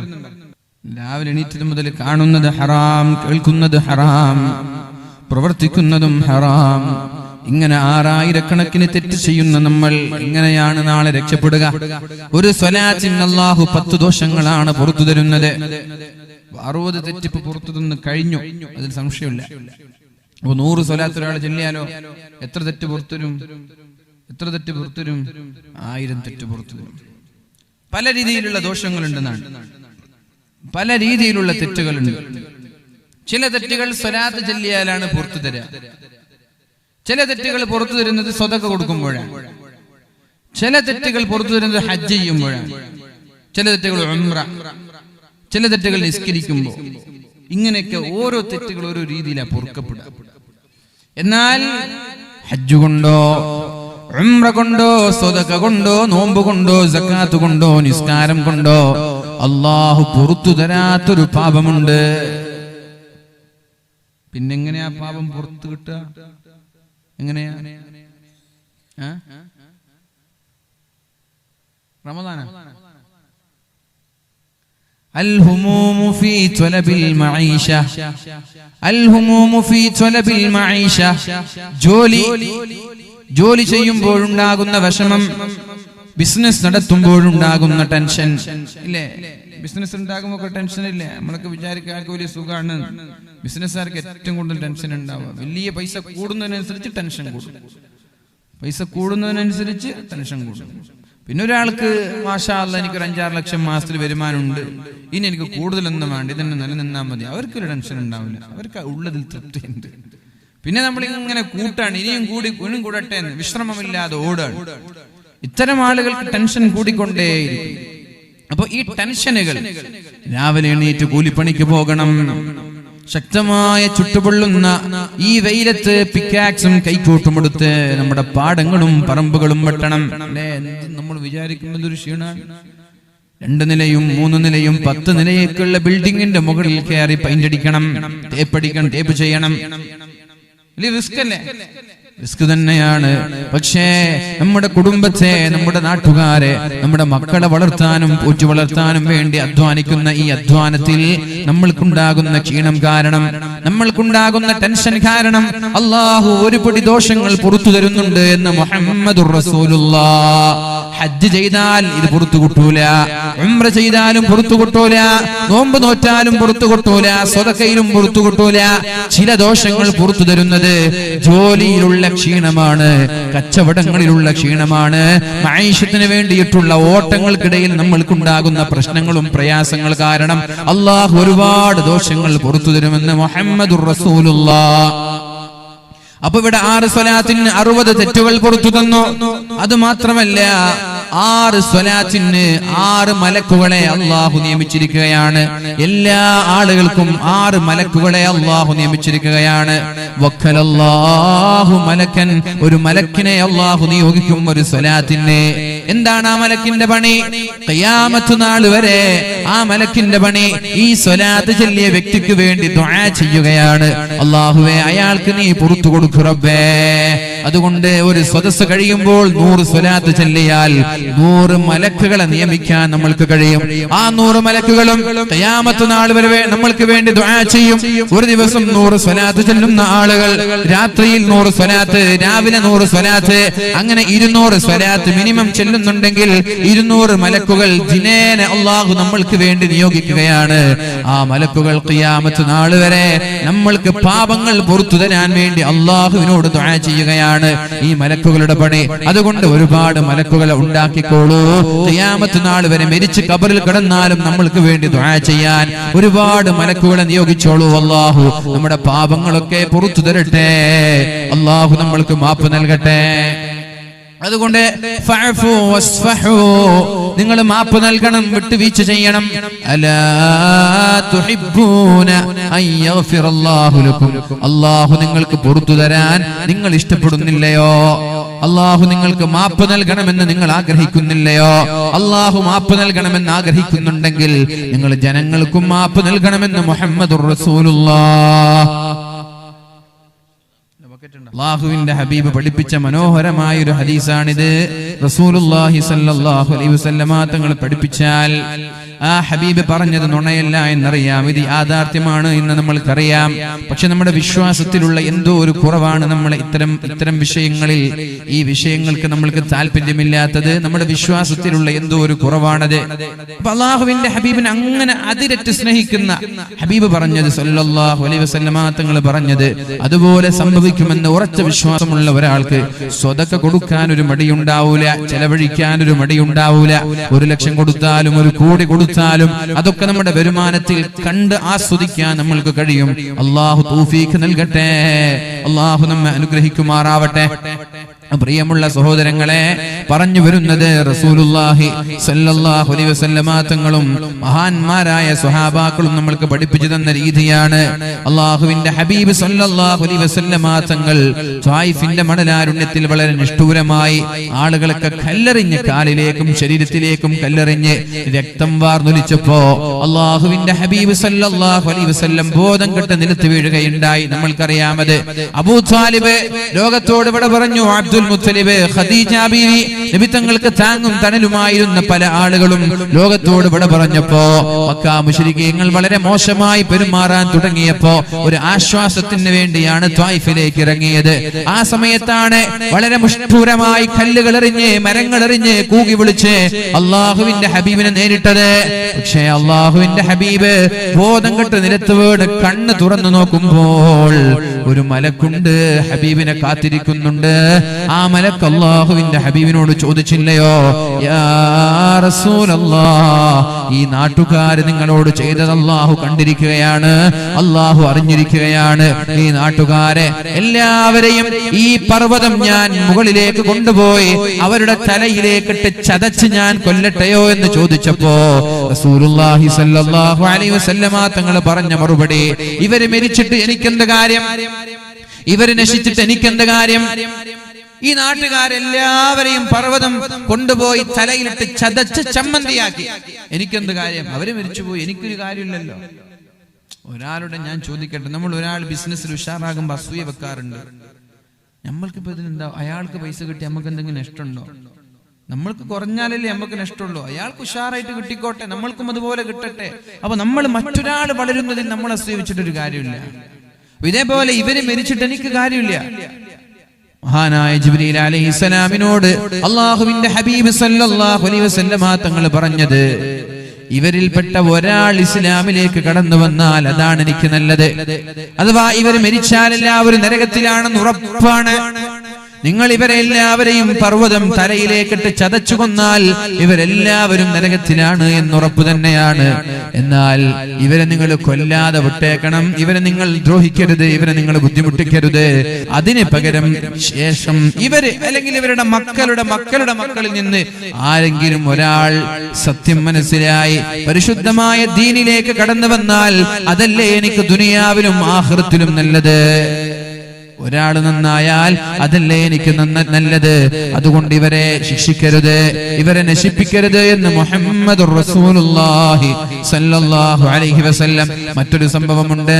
അല്ലാഹുവിന്റെ ഹബീബ് സ്വല്ലല്ലാഹു അലൈഹി വസല്ലം തങ്ങൾ ഒരു ജൂതന് അല്പം ദീനാറുകൾ കടം കൊടുത്തിരുന്നു. ജൂതൻ അല്പം ദീനാർ കടം കൊടുത്തിരുന്നു. സുബഹി നിസ്കാരത്തിന് കഴിഞ്ഞ ഉടനെ ജൂതൻ വന്നിട്ട് നബി തങ്ങളോട് പറഞ്ഞു, എടുക്ക്, ഞാൻ തന്ന കടം ഇങ്ങോട്ട് സമയായില്ലേ. പരിശുദ്ധ റസൂലുള്ളാഹി സല്ലല്ലാഹു അലൈഹി വസല്ലം തങ്ങൾ ജൂതനോട് പറഞ്ഞു, നിങ്ങളുടെ കടം തരാൻ എന്റെ കയ്യിൽ പൈസയില്ല, നിങ്ങൾക്ക് തരാനുള്ള കാശ് എന്റെ കയ്യിലില്ല, നിങ്ങൾക്ക് തരാനുള്ള തുക എന്റെ കയ്യിലില്ല. ജൂതൻ പറഞ്ഞത് പറഞ്ഞാ പറ്റൂല, അത് പറഞ്ഞാൽ പറ്റൂല. നിങ്ങളുടെ കുടുംബക്കാരൊക്കെ ഇങ്ങനെ തന്നെയാണ്, കടം വാങ്ങിച്ച് തിരിച്ചു തരാതെ പറ്റിക്കുന്ന ആളാണ്. മഹാനായ അല്ലാഹുവിന്റെ ഹബീബ് പറഞ്ഞു, എനിക്ക് തരാൻ കഴിവില്ലാഞ്ഞിട്ടാണ്. അപ്പൊ ജൂതൻ പറഞ്ഞു, എന്നാൽ ഞാൻ നിങ്ങളുടെ കൂടെ തന്നെ ഇരിക്കും, എന്നാൽ ഞാൻ നിങ്ങൾ തരുന്നത് വരെ നിങ്ങളുടെ കൂടെ തന്നെ ഞാൻ ഉണ്ടാകുമെന്ന് പരിശുദ്ധ റസൂലുള്ളാഹി സ്വല്ലല്ലാഹു അലൈഹി വസല്ലം തങ്ങളോട് പറഞ്ഞപ്പോ നബി തങ്ങൾ പറഞ്ഞു, ഞാനും നിന്റെ കൂടെ ഇരിക്കാം. സുബഹി നിസ്കാരം കഴിഞ്ഞിട്ട് തുടങ്ങിയതാണ്, ളുഹ്ർ നിസ്കാരമായി. ജൂതൻ പോയില്ല. അസർ നിസ്കാരമായി ജൂതൻ പോയില്ല, മഗ്രിബായി ജൂതൻ പോയില്ല, ഇശായി ജൂതൻ പോയില്ല. അല്ലാഹുവിന്റെ ഹബീബിനെ അവിടെ നിന്ന് അനങ്ങാനും ജൂതൻ വിട്ടില്ല. ഒരേ സ്ഥലത്ത് നിന്ന് ളുഹ്ർ നിസ്കരിച്ചു, അതേ സ്ഥലത്ത് നിന്ന് അസർ, അതേ സ്ഥലത്ത് നിന്ന് മഗ്രിബ് ഇശാ, അതേ സ്ഥലത്ത് നിന്ന് പിറ്റേ ദിവസത്തെ സുബ്ഹിയും നിസ്കരിച്ചു. ജൂതൻ അല്ലാഹുവിന്റെ ഹബീബിനെ വിടുന്ന ചിന്തയിലില്ല, വിടുന്ന ഏർപ്പാടിലില്ല. സുബ്ഹി നിസ്കാരം കഴിഞ്ഞു, പിറ്റേ ദിവസം സൂര്യൻ ഉദിച്ചിങ്ങനെ പകലിങ്ങനെ കടന്നു വരുമ്പോഴാണ് മഹാന്മാരായ സ്വഹാബാക്കൾക്ക് ഇത് കണ്ട് വിഷമമായി. സ്വഹാബാക്കൾ ജൂതനോട് വളരെ മോശമായി പെരുമാറാൻ തുടങ്ങി, ജൂതനോട് ദേഷ്യപ്പെടാൻ തുടങ്ങി. നീ ആരോടാണ് കളിക്കുന്നതെന്നറിയോ? നീ ആരോടാണ് ഇങ്ങനെ പെരുമാറുന്നതെന്നറിയോ? ഇത് അല്ലാഹുവിന്റെ ഹബീബാണ്, നിന്റെ കടം തന്നു എന്ന് പറഞ്ഞിങ്ങനെ ബുദ്ധിമുട്ടിക്കുകയോ ഇങ്ങനെ പേടിപ്പിക്കുകയോ. അങ്ങനെ ജൂതനോട് മോശമായി പെരുമാറിയപ്പോ അല്ലാഹുവിന്റെ ഹബീബ് മഹാന്മാരായ സ്വഹാബാക്കളോട് പറയുന്നുണ്ട്, ഇന്നമാ ബുഇസ്തു മുയസ്സിറൻ വമാ ബുഇസ്തു മുഅസ്സിറാ. ഞാൻ അല്ലാഹു എന്നെ ഇവിടേക്ക് നിയോഗിച്ചത് ജനങ്ങൾക്ക് നന്മ ചെയ്യാനാണ്, ജനങ്ങളെ പ്രയാസപ്പെടുത്താനല്ല. കടം ചോദിച്ചു വരുന്ന കടം തന്ന് അത് തിരിച്ചു നൽകാൻ കഴിയാതെ അത് ചോദിച്ചു വന്ന ജൂതനോട് മോശമായിട്ട് പെരുമാറാൻ നിങ്ങളോട് ആരാ പറഞ്ഞത്? നിങ്ങൾക്ക് ആരാ സമ്മതം തന്നത്? ഇങ്ങനെയുള്ള ആളുകളോട് വളരെ മാന്യമായി പെരുമാറണമെന്നാണ് അല്ലാഹുവിനോട് പറഞ്ഞത്. ഇത്തരം ആളുകളോട് മോശമായി പെരുമാറരുത്. ഇയാൾ എന്നെ സഹായിച്ചു, തിരിച്ചു നൽകാൻ എനിക്ക് കഴിവില്ല, എന്നിട്ട് ഇയാളോട് മോശമായി പെരുമാറുകയോ?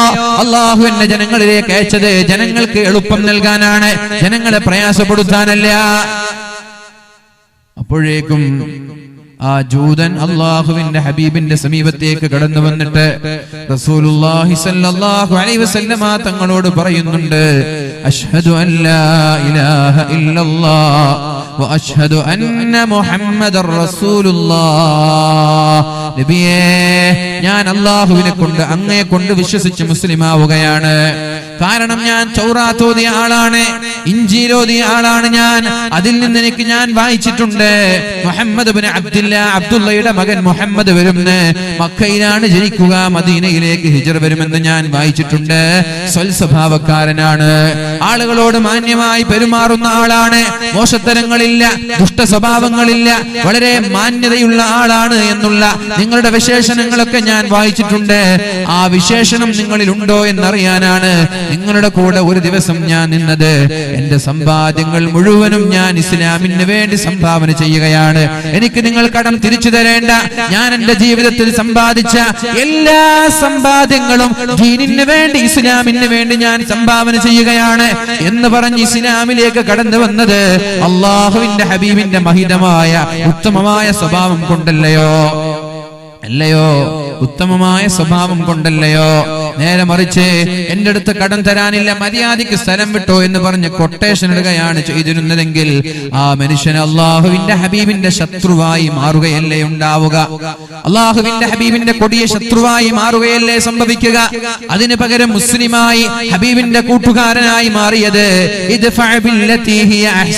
ഇങ്ങോട്ട് മോശമായി പെരുമാറുന്നവരോട് വളരെ മാന്യമായി പെരുമാറിയത് കൊണ്ട് ഒരാളും കൂടി ഇസ്ലാമിന്റെ വെള്ളി വെളിച്ചം തിരിച്ചറിയാനായി, ഇസ്ലാമിന്റെ പ്രകാശം ഒരാൾക്കും കൂടി ലഭിച്ചു. ഞാൻ ചോദിക്കട്ടെ, ഇത്തരം ഒരു അനുഭവം നമ്മൾക്കാണുള്ളതെങ്കിൽ കടം കൊടുത്ത ഒരാൾ ഇന്ന് ഫെബ്രുവരി 10-ാം തീയതി കടം തിരിച്ചു തരണമെന്ന് പറഞ്ഞിട്ടാണ് കൊടുത്തത്. 10-ാം തീയതി പോയപ്പോൾ അയാൾ കടം തന്നില്ല. നമ്മൾ എങ്ങനെയാണ് അയാളോട് പെരുമാറുക? നമ്മുടെ സ്വഭാവം എന്തായിരിക്കും മുഅ്മിനീങ്ങളെ? അത്തരം ആളുകളോട് വളരെ മാന്യമായി, ഇസ്ലാമിന്റെ സംസ്കാരം ഇതാണ്, ഇസ്ലാമിന്റെ സ്വഭാവം ഇതാണ്, പരിശുദ്ധ ദീൻ പഠിപ്പിച്ചത് ഇതാണ്. ഈ ഒരു രീതിയിൽ പെരുമാറിയാൽ ലോകത്ത് ഇന്ന് ഇസ്ലാമിനെതിരെ ഒച്ചവെക്കുന്ന ആളുകൾ, ഇസ്ലാം തീവ്രവാദമാണെന്ന് പറയുന്ന ആളുകൾ, ഇസ്ലാം ഭീകരവാദമാണെന്ന് പറയുന്ന ആളുകൾ, അത്തരം ആളുകൾക്ക് ഇസ്ലാമിനെ മനസ്സിലാക്കാൻ ഒരു അവസരം ഉണ്ടാവൂലേ? ഇന്ന് മുസ്ലിമീങ്ങളെ ടാർഗറ്റ് ചെയ്യുന്ന ആളുകൾ, മുസ്ലിമീങ്ങളെ ഇല്ലായ്മ ചെയ്യണമെന്ന് പറഞ്ഞു നടക്കുന്ന ആളുകൾ, പ്രഭാഷണം നടത്തുന്നവർ, എഴുതുന്നവർ, അതിനുവേണ്ടി ഒത്താശ ചെയ്യുന്നവർ, ഇവർക്കൊക്കെ നമ്മുടെ മാന്യമായ സ്വഭാവം നമ്മൾ കാണിച്ചു കൊടുത്തിരുന്നെങ്കിൽ അവർക്ക് ഇസ്ലാമിനെ കുറിച്ച് നല്ലത് മനസ്സിലാക്കാൻ അവസരമുണ്ടാകുമായിരുന്നില്ലയോ? നമ്മുടെ മോശപ്പെട്ട സ്വഭാവമല്ലേ അവർ നമ്മളെ കുറിച്ച് തെറ്റിദ്ധരിക്കാനുള്ള കാരണം. അതുകൊണ്ട് ഇനിയുള്ള നാളുകൾ എല്ലാവരുമായി വളരെ മാന്യമായി പെരുമാറാൻ ശ്രമിക്കണം. അവിടെ മതത്തിന്റെ വേലികെട്ടില്ലല്ലോ, മതങ്ങളുടെ വേലികെട്ടുകളില്ലല്ലോ. അല്ലാഹുവിന്റെ ഹബീബായ മുഹമ്മദുർ റസൂലുള്ളാഹ് സല്ലല്ലാഹു അലൈഹി വസല്ലമ തങ്ങൾ പറഞ്ഞത്, നീ ഒരു യഥാർത്ഥ മുസ്ലിം ആവണമെങ്കിൽ വഅഹ്സിൻ ഇലാ ജാരിക തകുൻ മുസ്ലിമാ, വഅഹ്സിൻ ഇലാ ജാരിക തകുൻ മുസ്ലിമാ. നീ ഒരു മുസ്ലിം ആവണമെങ്കിൽ നിന്റെ തലപ്പാവല്ല ഐഡന്റിറ്റി, നിന്റെ കന്തൂറയല്ല, നിന്റെ താടിയല്ല, നിന്റെ പേരല്ല, നീ ഒരു യഥാർത്ഥ മുസ്ലിമാണ് എന്ന് ഞങ്ങൾ മനസ്സിലാക്കണമെങ്കിൽ നിന്റെ അയൽവാസികൾ പറയണം നീ സ്വൽസ്വഭാവക്കാരനാണെന്ന്. നിന്റെ അയൽവാസികളിൽ ഹൈന്ദവനുണ്ടാകും, ക്രൈസ്തവനുണ്ടാകും, സിഖുകാരനുണ്ടാകും, വ്യത്യസ്തരായ പാർട്ടിക്കാരുണ്ടാകും, മതക്കാരുണ്ടാകും. നിന്റെ വീടിന്റെ അയൽപക്കങ്ങളിലുള്ളവർ നിന്നെ കുറിച്ച് നല്ല അഭിപ്രായം പറഞ്ഞാൽ മാത്രമേ നീ ഒരു യഥാർത്ഥ മുസ്ലിം ആവുള്ളൂ എന്ന് മുഹമ്മദുർ റസൂലുള്ളാഹി സ്വല്ലല്ലാഹു അലൈഹി വസല്ലം നമ്മളങ്ങനെ പറയിപ്പിക്കാറുണ്ടോ മുഅ്മിനേ? നമ്മളങ്ങനെ പറയിപ്പിക്കാറുണ്ടോ? നമ്മുടെ അയൽവാസിയായ ഹൈന്ദവൻ നമ്മളെ കുറിച്ച് നല്ലത് പറയുമോ അല്ല ചീത്തയാണോ പറയുക? നമ്മുടെ അയൽവാസിയായ ക്രൈസ്തവൻ നമ്മെ കുറിച്ച് നല്ലതാണോ പറയുക അല്ല ചീത്തയാണോ പറയുക? ചീത്തയാണ് പറയുന്നതെങ്കിൽ അത് നമ്മുടെ പ്രശ്നമാണ്, ഇസ്ലാമിന്റെ പ്രശ്നമല്ല, മുസ്ലിമീങ്ങളുടെ പ്രശ്നമല്ല, അത് ആ വ്യക്തിയുടെ പ്രശ്നമാണ്. നമ്മൾ കാരണം ഇസ്ലാമിന്റെ വെളിച്ചം കാണുന്നതിൽ നിന്ന് ഒരാളെ നമ്മൾ തടഞ്ഞു എന്നല്ലാതെ അതിന്റെ കുറ്റക്കാര് നമ്മളാണ്, അതിന്റെ തെറ്റുകാര് നമ്മളാണ്. അതുകൊണ്ട് അയൽവാസി ഏത് മതക്കാരായാലും, ഏത് വിഭാഗക്കാരായാലും, ഏത് പാർട്ടിക്കാരായാലും, ഏത് സംഘടനക്കാരായാലും അവർക്കൊക്കെ നമ്മളോട് നല്ല അഭിപ്രായം, നമ്മളെ കുറിച്ച് നല്ല അഭിപ്രായമാണെങ്കിൽ മാത്രമേ ഒരു യഥാർത്ഥ മുസ്ലിമാണ് എന്ന് എന്നെയും നിങ്ങളെയും കുറിച്ച് പറയാൻ പറ്റുള്ളൂ. നല്ല രീതിയിൽ പെരുമാറണം, അവരെ സഹായിക്കണം. സാമ്പത്തികമായി പ്രയാസം അനുഭവിക്കുന്നവരാണെങ്കിൽ സ്വന്തം സഹോദരങ്ങളെ പോലെ അവരെ സഹായിക്കണം. അവിടെ മതം നോക്കരുത്, അവിടെ വർഗം നോക്കരുത്, അവിടെ സംഘടന നോക്കരുത്, അവിടെ പാർട്ടി നോക്കരുത്, അവിടെ ഒന്നും നോക്കാനില്ല. അയൽവാസി നിന്റെ സ്വന്തമാണ്.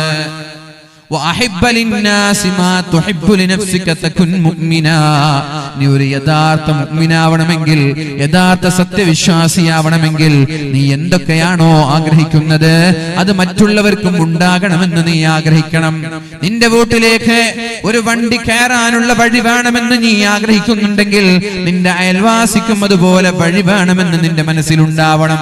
അയൽവാസിയുടെ വീട്ടിലേക്ക് പോകാൻ നിന്റെ വഴി നൽകേണ്ടി വരുമെങ്കിൽ നിന്റെ വീട്ടിലേക്ക് വരാൻ വഴി വേണമെന്ന് നീ ആഗ്രഹിക്കുന്നത് പോലെ അയൽവാസിക്ക് നിന്റെ സ്ഥലം കൊടുത്തു നീ വഴി നൽകണം.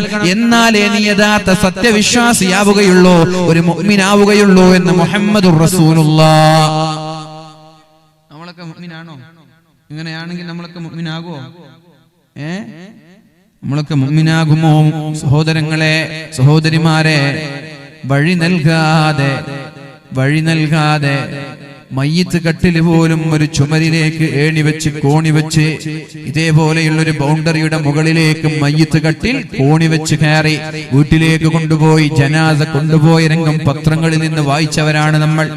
അയൽവാസികൾ മുസ്ലിമാണത്രേ. എന്ത് മുസ്ലിം പേരുണ്ടെങ്കിലും മതിയോ? അതുകൊണ്ട് എന്റെ ശബ്ദം ശ്രവിക്കുന്ന ഓൺലൈനിലൂടെ ഓഫ്ലൈനിലൂടെ ശ്രദ്ധിക്കുന്ന മുഴുവൻ മുസ്ലിം സഹോദരങ്ങളോട് എനിക്ക് പറയാനുള്ളത്, നിങ്ങൾ മുസ്ലിമാണ് എന്ന് പേരുകൊണ്ട് മുസ്ലിമായാൽ മാത്രം പോരാ. തുംകോ അസ്ലാഫ് സെ ക്യാ നിസ്ബത്ത് റൂഹാനി ഹേ, तुम मुसलमान है और अंदाज मुसलमानी है. നീ മുസ്ലിമാണെന്ന് പറയാൻ പറ്റുമോ? മുസ്ലിം നിന്റെ മുൻകാലത്തുള്ള മുസൽമാനുമായി എന്ത് ബന്ധമാണ് നിനക്കുള്ളത്? ക്യാ നിസ്ബത്ത് റൂഹാനി ഹേ, നിനക്ക് നിന്റെ പ്രപിതാക്കളുമായി എന്ത് ബന്ധമാണുള്ളത്? തുജേ ആബാസെ അപ്നെ കോയി നിസ്ബത്ത് ഹോ നഹീ സക്തി, നിനക്ക് നിന്റെ പ്രപിതാക്കളുമായി എന്ത് ബന്ധമാണുള്ളത്? സഹോദരങ്ങളെ, ഇങ്ങനെ ഒരു സ്വഭാവം നമ്മളിൽ ഉണ്ടാവരുത്. നിന്റെ വീടിന്റെ മുറ്റത്തേക്ക് വണ്ടി വരുന്നത് പോലെ നിന്റെ അയൽവാസിയുടെ മുറ്റത്തേക്കും വണ്ടി പോകാനുള്ള സംവിധാനം, സാഹചര്യം ഉണ്ടാക്കി കൊടുക്കേണ്ടത് നീയാണ്. അപ്പങ്ങാനും വില ചോദിച്ചാല് 10 രൂപയുള്ള സ്ഥലത്തിന് 10 ലക്ഷം വില പറയും. ഒരു വണ്ടിക്ക് പോകാനുള്ള ഒരു സ്ഥലം വേണം, ഒന്ന് തരുമോ? തരാം. ആകെയുള്ളത് 50,000 സെന്റിന് 2 ലക്ഷം തന്നാ തരാം. ഇതാണോ ഇസ്ലാം? ഇതാണോ മുസ്ലിം? അവർക്ക് കൊടുത്താൽ നിനക്ക് എന്താണ് ഇവിടെ നഷ്ടപ്പെടാനുള്ളത്? എന്താണ് മുഅ്മിനീങ്ങളെ നഷ്ടപ്പെടാനുള്ളത്? നിന്റെ ഇസ്സത്ത് കൂടുകയാണ്, നിനക്ക് അല്ലാഹു അഭിവൃദ്ധി നൽകുകയാണ്, നിന്റെ ദറജ അല്ലാഹു വർദ്ധിപ്പിക്കുകയാണ്. അവിടെയും നിങ്ങൾ മതം നോക്കല്ല, അവിടെയും നിങ്ങൾ സംഘടന നോക്കല്ല, അവിടെ നിങ്ങൾ മുസ്ലിമാണോ അല്ലേ, കുടുംബക്കാരാണോ അല്ലേ എന്ന് നോക്കല്ല. നിന്റെ അയൽവാസികൾ ആരായാലും നീ ഇഷ്ടപ്പെടുന്നത് അവർക്കും ഉണ്ടാകണമെന്ന് നീ ആഗ്രഹിച്ചാലേ നീ യഥാർത്ഥ മുഅ്മിനാവുള്ളൂ എന്ന് മുഹമ്മദുർ റസൂലുള്ളാഹ്.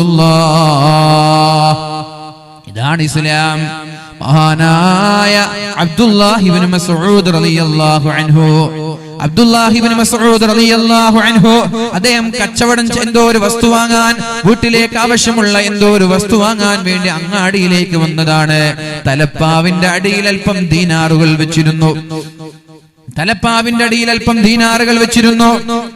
ആ ദീനാർ എടുത്ത്, തലപ്പാവിന്റെ അടിയിലുള്ള ദീനാർ എടുത്ത് വീട്ടിലേക്ക് ആവശ്യമായ വസ്തുക്കളെല്ലാം വാങ്ങി. ആ ദീനാർ എടുക്കാൻ വേണ്ടി തലപ്പാവ് അഴിച്ചു നോക്കിയപ്പോൾ താൻ വെച്ച തുക അവിടെ കാണാനില്ല. ഇപ്പൊ വീട്ടിൽ നിന്ന് വരുമ്പോ പല ആളുകളും പല സ്ഥലത്തെ പൈസ സൂക്ഷിക്കുക. ചില വയസ്സന്മാരൊക്കെ ഉണ്ട്, ഒരു ട്രൗസർ ഇട്ടിട്ട് അങ്ങാടി നിന്നൊക്കെ തുണിയൊക്കെ മടക്കി കുത്തിട്ട് പൈസ എടുക്കുന്ന ആളുകൾ, ഔറത്തൊക്കെ കാണിച്ചിട്ട്. അങ്ങനെ ചില ആളുകളുണ്ട് വയസ്സന്മാരെ. അവർക്ക് ഇത്ര ആളുകൾ കാണുന്നുണ്ട്, അത് ഔറത്താണ്, അത് കാണിക്കരുത്, ഹറാമാണെന്നുള്ളത് അറിഞ്ഞിട്ടോ അറിയാതെ അല്ലാഹു അലം. മുട്ടിന് മുകളിലുള്ളത് ഹറാമാണ്. മുട്ട് പൊക്കിളിന്റെ ഇടയിൽ നമ്മുടെ ഔറത്താണ്, നമ്മൾ പ്രത്യേകം ശ്രദ്ധിക്കണം. തുണിയൊക്കെ മടക്കി കുത്തി ആ പഴയ ട്രൗസറൊക്കെ ഇട്ട് അതിൽ നിന്ന് പോക്കറ്റിൽ നിന്ന് ക്യാഷ് എടുത്തിട്ട് മീൻ വാങ്ങുന്ന ആളുകളൊക്കെ ഉണ്ട്. ചെയ്യരുത്, ഹറാമാണ്. പിന്നെ ഫുട്ബോൾ കളിക്കുന്ന ചെറുപ്പക്കാര് ഹാഫ് ട്രൗസർ ഇട്ട് കളിക്കരുത്, ഹറാമാണ്. മുട്ടും മറിയണം, പൊക്കിളും മറിയണം. പൊക്കിള് മുതൽ മുട്ടിന്റെ താഴെയുള്ള ട്രൗസർ ഇട്ട് ഫുട്ബോൾ കളിച്ചോളി, കുഴപ്പമില്ല.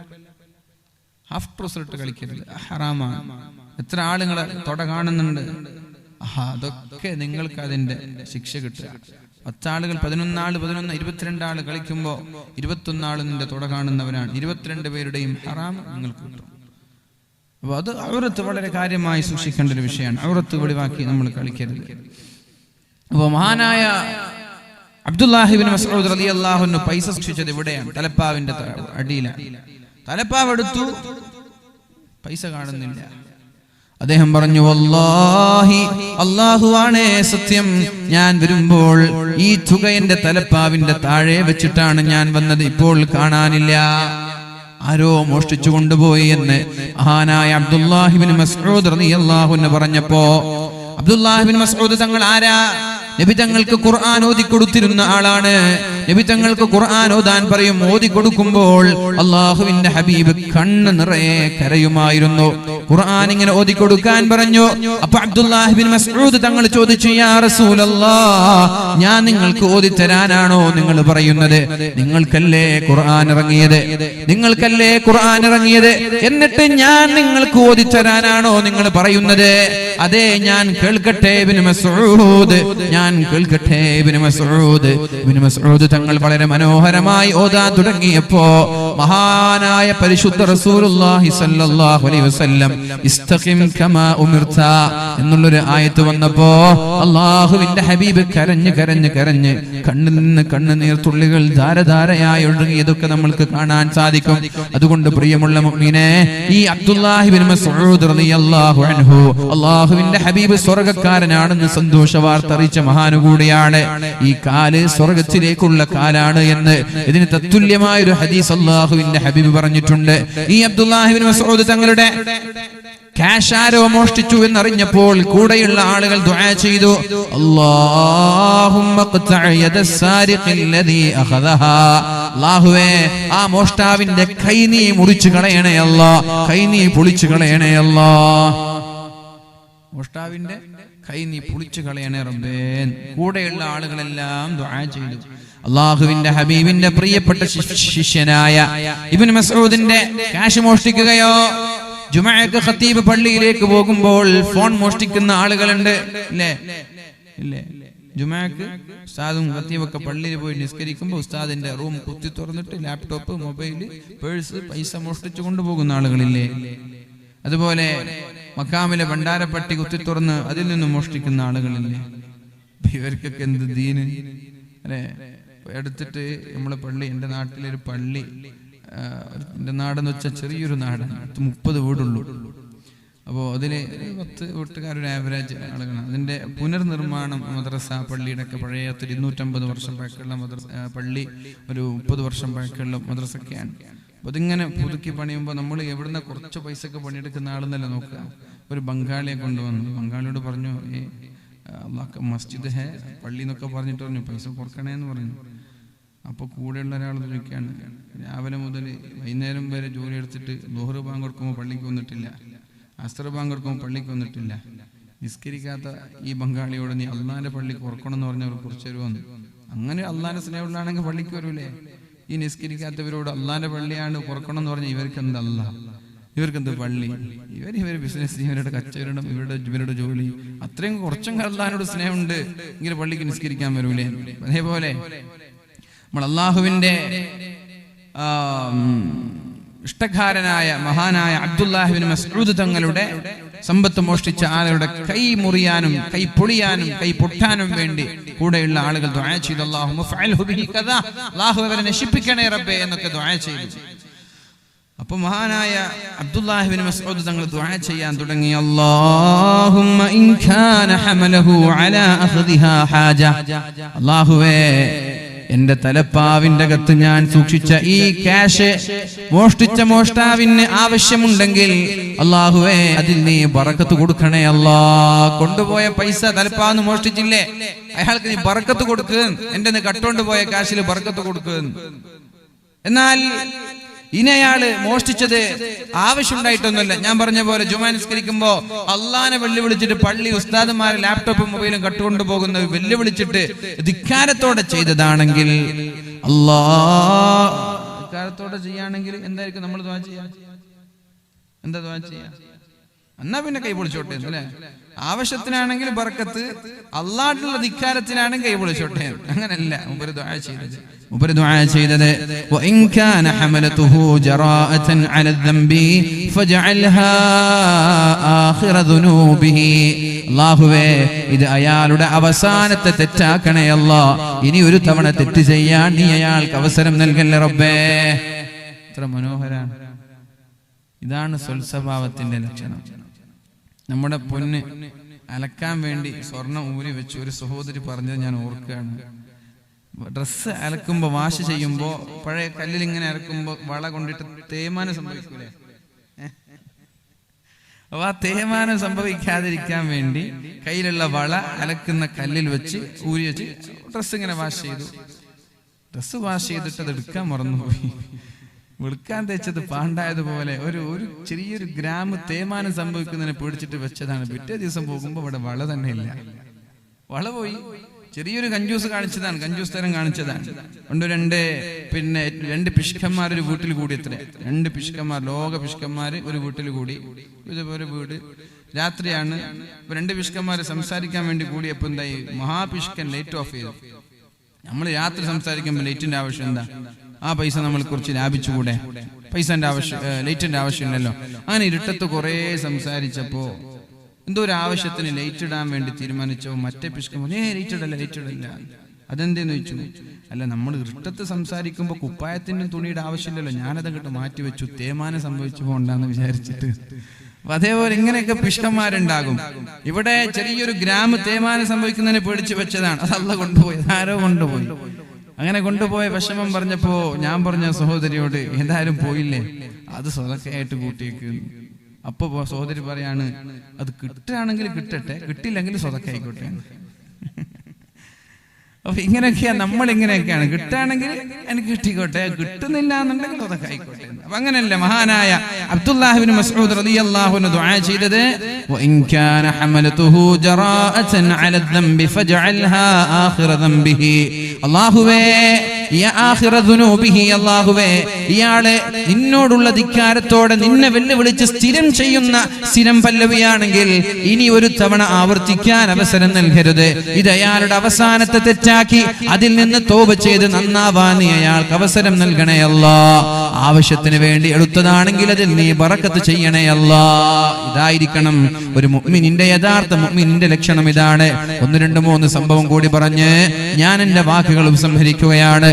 പരിശുദ്ധ റസൂലുള്ളാഹി സല്ലല്ലാഹു അലൈഹി വസല്ലം തങ്ങളെ വധിക്കാൻ വേണ്ടി യമാമയിലെ സുമാമ എന്ന് പറയുന്ന രാജാവ് അള്ളാഹുവിന്റെ ഹബീബിനെ വധിക്കാൻ വേണ്ടി ഒരു വാളും കയ്യിൽ പിടിച്ച് മദീനയിൽ റോന്തു ചുറ്റുകയാണ്. ഒരുപാട് സ്വഹാബാക്കളെ വധിച്ച ആളാണ്, സ്വഹാബാക്കളെ വധിച്ചിട്ടുണ്ട്. ഇസ്ലാമിനോട് കൊടിയ ശത്രുതയുള്ള ആളാണ്.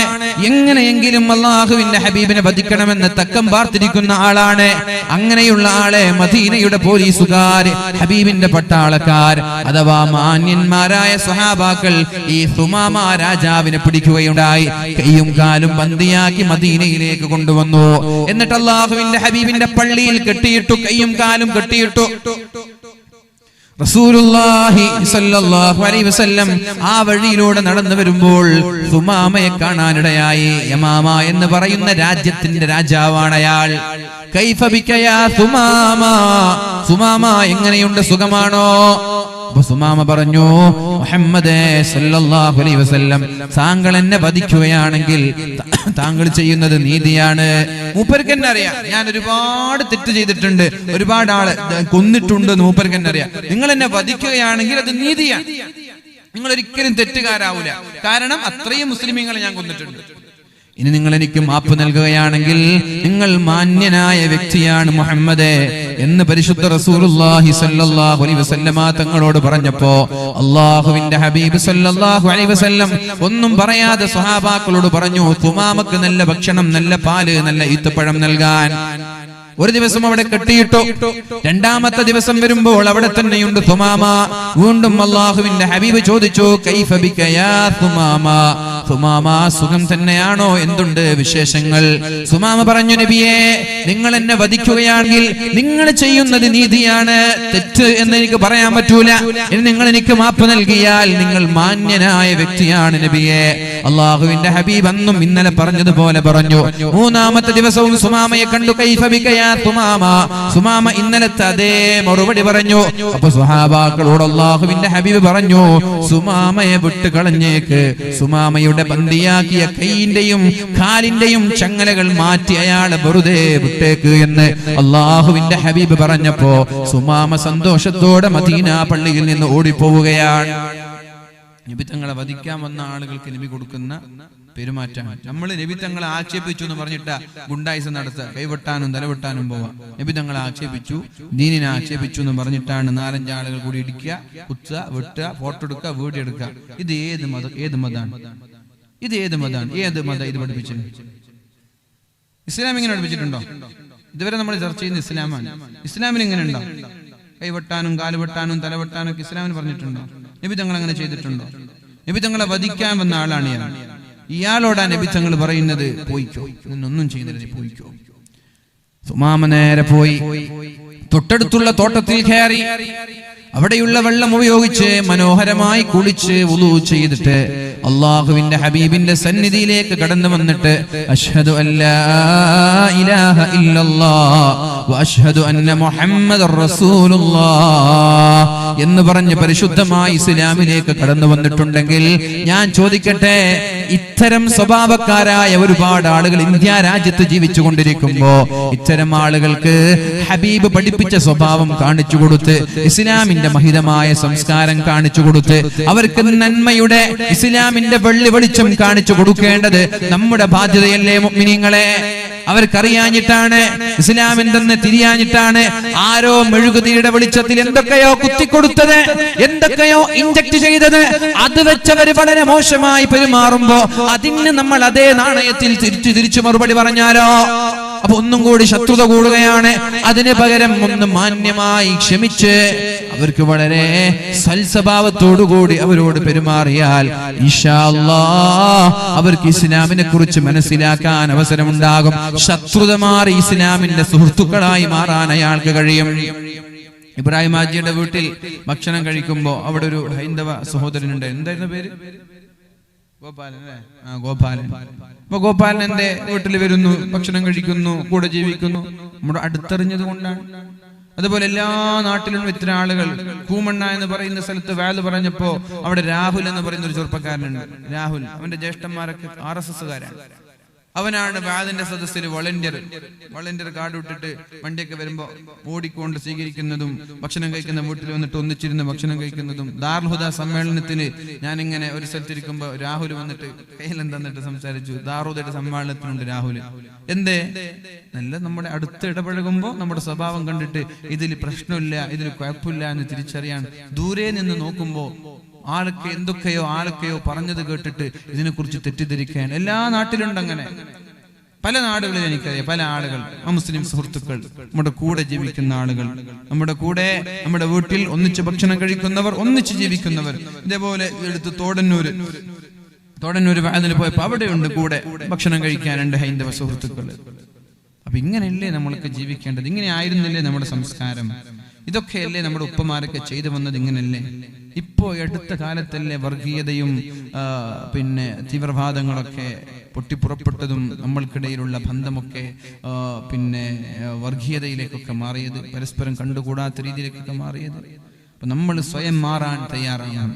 എന്നിട്ട് ഇസ്ലാമിന്റെ ഈ വെളിച്ചം മറ്റുള്ളവർക്ക് എത്തിച്ചു കൊടുക്കാനും കാണിച്ചു കൊടുക്കാനും നമ്മൾ ബാധ്യസ്ഥരാണ്. അല്ലാഹു നമ്മൾക്ക് തൗഫീഖ് നൽകട്ടെ. ഒരൊറ്റൊരു സംഭവം കൂടി പറഞ്ഞു ഞാൻ എന്റെ വാക്കുകൾ ഉപസംഹരിക്കുകയാണ്. മക്കയിൽ നിന്ന് പരിശുദ്ധ ഹബീബിനെയും മഹാന്മാരായ സ്വഹാബാക്കളെയും മദീനയിലേക്ക് ആട്ടിവിടുകയാണ്. അല്ലെ, അങ്ങനെയല്ലേ സംഭവിച്ചത്? 13 വർഷക്കാലം ലാ ഇലാഹ ഇല്ലല്ലാഹ് മുഹമ്മദുർ റസൂലുള്ളാഹ്, നിങ്ങൾ അല്ലാഹുവിനെ മാത്രം ആരാധിക്കണം, വേറെ ഒരാളെയും ആരാധിക്കല്ല. എന്നാൽ ആരാധിക്കുന്ന ആളുകളോട് വാളും കത്തിയും പിടിച്ച് വാടാ ഇത് നിങ്ങൾ മുസ്ലിമാണെന്ന് പറഞ്ഞ് നെറ്റിച്ചിട്ടോ പേടിപ്പിക്കുകയോ ചെയ്തിട്ടില്ല. അവരോട് പറഞ്ഞു ലാ ഇലാഹ ഇല്ലല്ലാഹ് മുഹമ്മദുർ റസൂലുള്ളാഹിൽ വിശ്വസിക്കണം. വിശ്വസിച്ചവരൊക്കെ കൂടെ നിന്നു, വിശ്വസിക്കാത്തവരെ ഒന്നും ചെയ്തിട്ടില്ല. നിങ്ങൾക്ക് നിങ്ങളുടെ മതത്തിൽ ചേക്കേറാം, ഹൈന്ദവനാകാം, ക്രൈസ്തവനാകാം, സിഖുകാരനാകാം. ഓരോ ആളുകളുടെ വ്യക്തി സ്വാതന്ത്ര്യമാണ്, അതിലിടപെടാൻ പാടില്ല. അത്തരം സമീപനം മക്കയിൽ നടത്തുമ്പോൾ വരെ മുസ്ലിമായ ആളുകളെ വളരെ ക്രൂരമായി പീഡിപ്പിക്കാൻ തുടങ്ങി. അള്ളാഹുവിന്റെ ഹബീബിനെയും മഹാന്മാരായ സ്വഹാബാക്കളെയും വധിക്കാൻ തുടങ്ങി. എന്നിട്ട് ജനിച്ച നാട്ടിൽ നിന്ന് മദീനയിലേക്ക് ആട്ടിയോടിച്ചു. ജനിച്ച നാട്ടിൽ നിന്ന് പോകുമ്പോൾ എത്ര വിഷമമുണ്ടാവും അല്ലെ? സ്വന്തം ജനിച്ച നാട്ടിൽ നിന്ന് ആട്ടോടിക്കാൻ. സമ്പത്തിവിടെ, വീടിവിടെ, കൃഷിയുടെ, കച്ചവടവിടെ ഒന്നുമില്ലാതെ വെറും കൈകളുമായിട്ടാണ് സഹാബാക്കളും അള്ളാഹുവിന്റെ ഹബീബ് മദീനയിലേക്ക് പോയത്, ഒന്നുമില്ലാതെ. എന്നാൽ അവിടെ എത്തിയപ്പോൾ അവിടുന്നും സ്വസ്ഥത നൽകിയില്ല ഈ മക്കക്കാരായ മുശ്രിക്കീങ്ങൾ. അതൊക്കെ പോകട്ടെ, ഒരു 7 വർഷം കഴിഞ്ഞ് അള്ളാഹുവിന്റെ ഹബീബിന്റെ കൂടെ 10,000 കണക്കിന് സ്വഹാബാക്കളായി. ആ സ്വഹാബാക്കളെയും കൂട്ടി റസൂലുള്ളാഹി സ്വല്ലല്ലാഹു അലൈഹി വസല്ലം മക്കയിലേക്ക് കടന്നു വരുന്ന രംഗം ചരിത്രത്തിൽ വളരെ വ്യക്തമായി പറയുന്നുണ്ട്. എന്ത് ഒരു വാക്ക് പറഞ്ഞാൽ എല്ലാറ്റിനെയും വെട്ടി നിരപ്പാക്കാൻ കഴിവും ആർജവവും തന്റെ ഇടവുമുള്ള വീരശൂര പരാക്രമികളായ സഹാബാക്കളാണ് കൂടെയുള്ളത്. നബി തങ്ങൾ തല താഴ്ത്തി ഈ തലപ്പാവിന്റെ ഷാൾ നബി തങ്ങളുടെ ഒട്ടകത്തിന്റെ പൂഞ്ഞയിലേക്ക് തട്ടി. എന്തിനാ തല താഴ്ത്തിയത്? ഇങ്ങനെ നെഞ്ചുവിരിച്ച് വരുമ്പോ ഇവിടെയുള്ള അവിശ്വാസികളായ ആളുകൾ പേടിക്കരുത്, അവർക്ക് പേടി തോന്നരുത്. ഞാൻ നിങ്ങളോട് പകരം വീട്ടാൻ വരുന്നവനല്ല, ഞാൻ സമാധാനവുമായിട്ട് വരുന്നവനാണ് എന്ന് സൂചിപ്പിക്കാൻ വേണ്ടി തല താഴ്ത്തിയിട്ട ഒട്ടകത്തിൽ നിന്ന് നേരെ മക്കയിലേക്ക് കയറിയത്. എന്നിട്ട് മക്കക്കാരോട് ചോദിക്കുന്നുണ്ട്, ഞാൻ നിങ്ങളെ എന്ത് ചെയ്യുമെന്നാണ് നിങ്ങൾ വിചാരിക്കുന്നത്? അവരൊക്കെ പേടിച്ചു വിറക്കാൻ, അവരൊക്കെ തല പോകുമെന്നുള്ള ഭയമാണ് അവർക്ക്. അവര് പറഞ്ഞു അൻത അഖുൻ കരീം വബ്നു അഖിൻ കരീം, നല്ല ഉപ്പയുടെ നല്ല മകനാണ്, ഞങ്ങൾ നല്ലതേ പ്രതീക്ഷിക്കുന്നുള്ളൂ.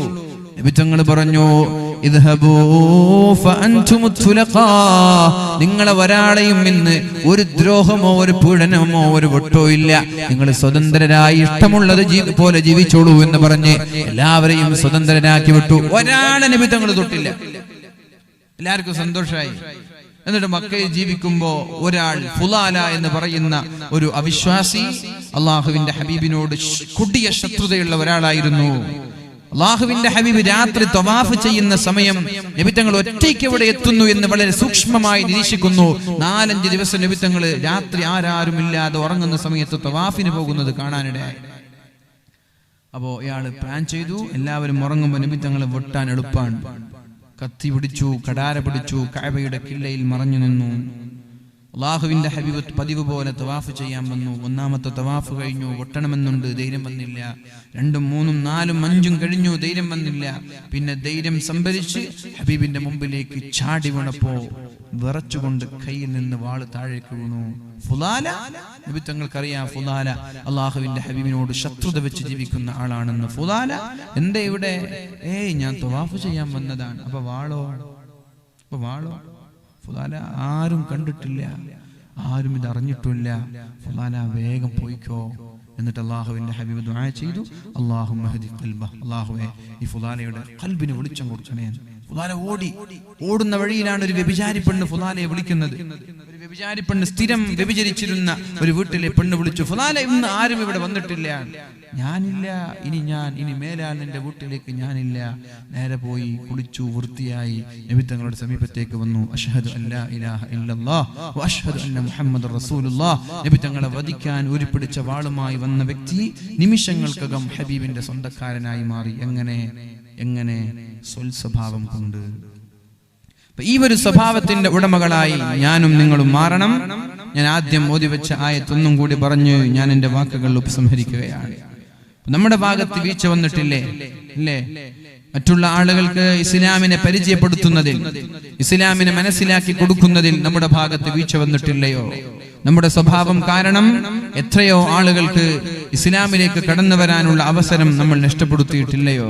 ഒന്ന് ആത്മവിചിന്തനം ഞാനും നിങ്ങളും നടത്തി ഇന്നത്തെ പ്രഭാഷണം ഉപസംഹരിക്കുകയാണ്. ഫബിമാ റഹ്മത്തിൻ മിനല്ലാഹി ലിൻത ലഹും. നമ്മൾ അല്ലാഹുവിന്റെ കാരുണ്യം കൊണ്ടാണ് നബിയെ നിങ്ങൾ ജനങ്ങളോട് മാന്യമായി പെരുമാറിയത്. ആ ഒരു മാന്യത കൊണ്ടാണ് ഒരാളിൽ നിന്ന് 1,00,000 ചില്ലാനം സ്വഹാബാക്കൾ 23 വർഷം കൊണ്ട് നിങ്ങൾക്ക് സമ്പാദിക്കാൻ കഴിഞ്ഞത്. നിങ്ങൾ ഒരു വൃത്തികെട്ട സ്വഭാവത്തിന്റെ ഉടമയായിരുന്നെങ്കിൽ ഒരാൾ പോലും നിങ്ങളുടെ കൂടെ നിൽക്കുമായിരുന്നില്ല. ആ ഒരു വ്യക്തമായ ഒരു നിർദ്ദേശം നമ്മുടെ മനസ്സിൽ വെച്ച്, നമ്മുടെ സ്വഭാവം മോശമായാൽ, നമ്മുടെ സംസ്കാരം മോശമായാൽ ഒരാളും നമ്മുടെ കൂടെ ഉണ്ടാവൂല. കണ്ടതും കേട്ടതുമെല്ലാം നമ്മുടെ ശത്രുക്കളായി മാറും എന്ന അള്ളാഹുവിന്റെ നിർദ്ദേശം മനസ്സിൽ വെച്ച് ഇനിയുള്ള നാളുകൾ മാന്യമായ സംസ്കാരത്തിന്റെ ഉടമകളായി മാറണമെന്ന് വസിയത്ത് ചെയ്ത് ഞാൻ എന്റെ വാക്കുകൾ ഉപസംഹരിക്കുകയാണ്.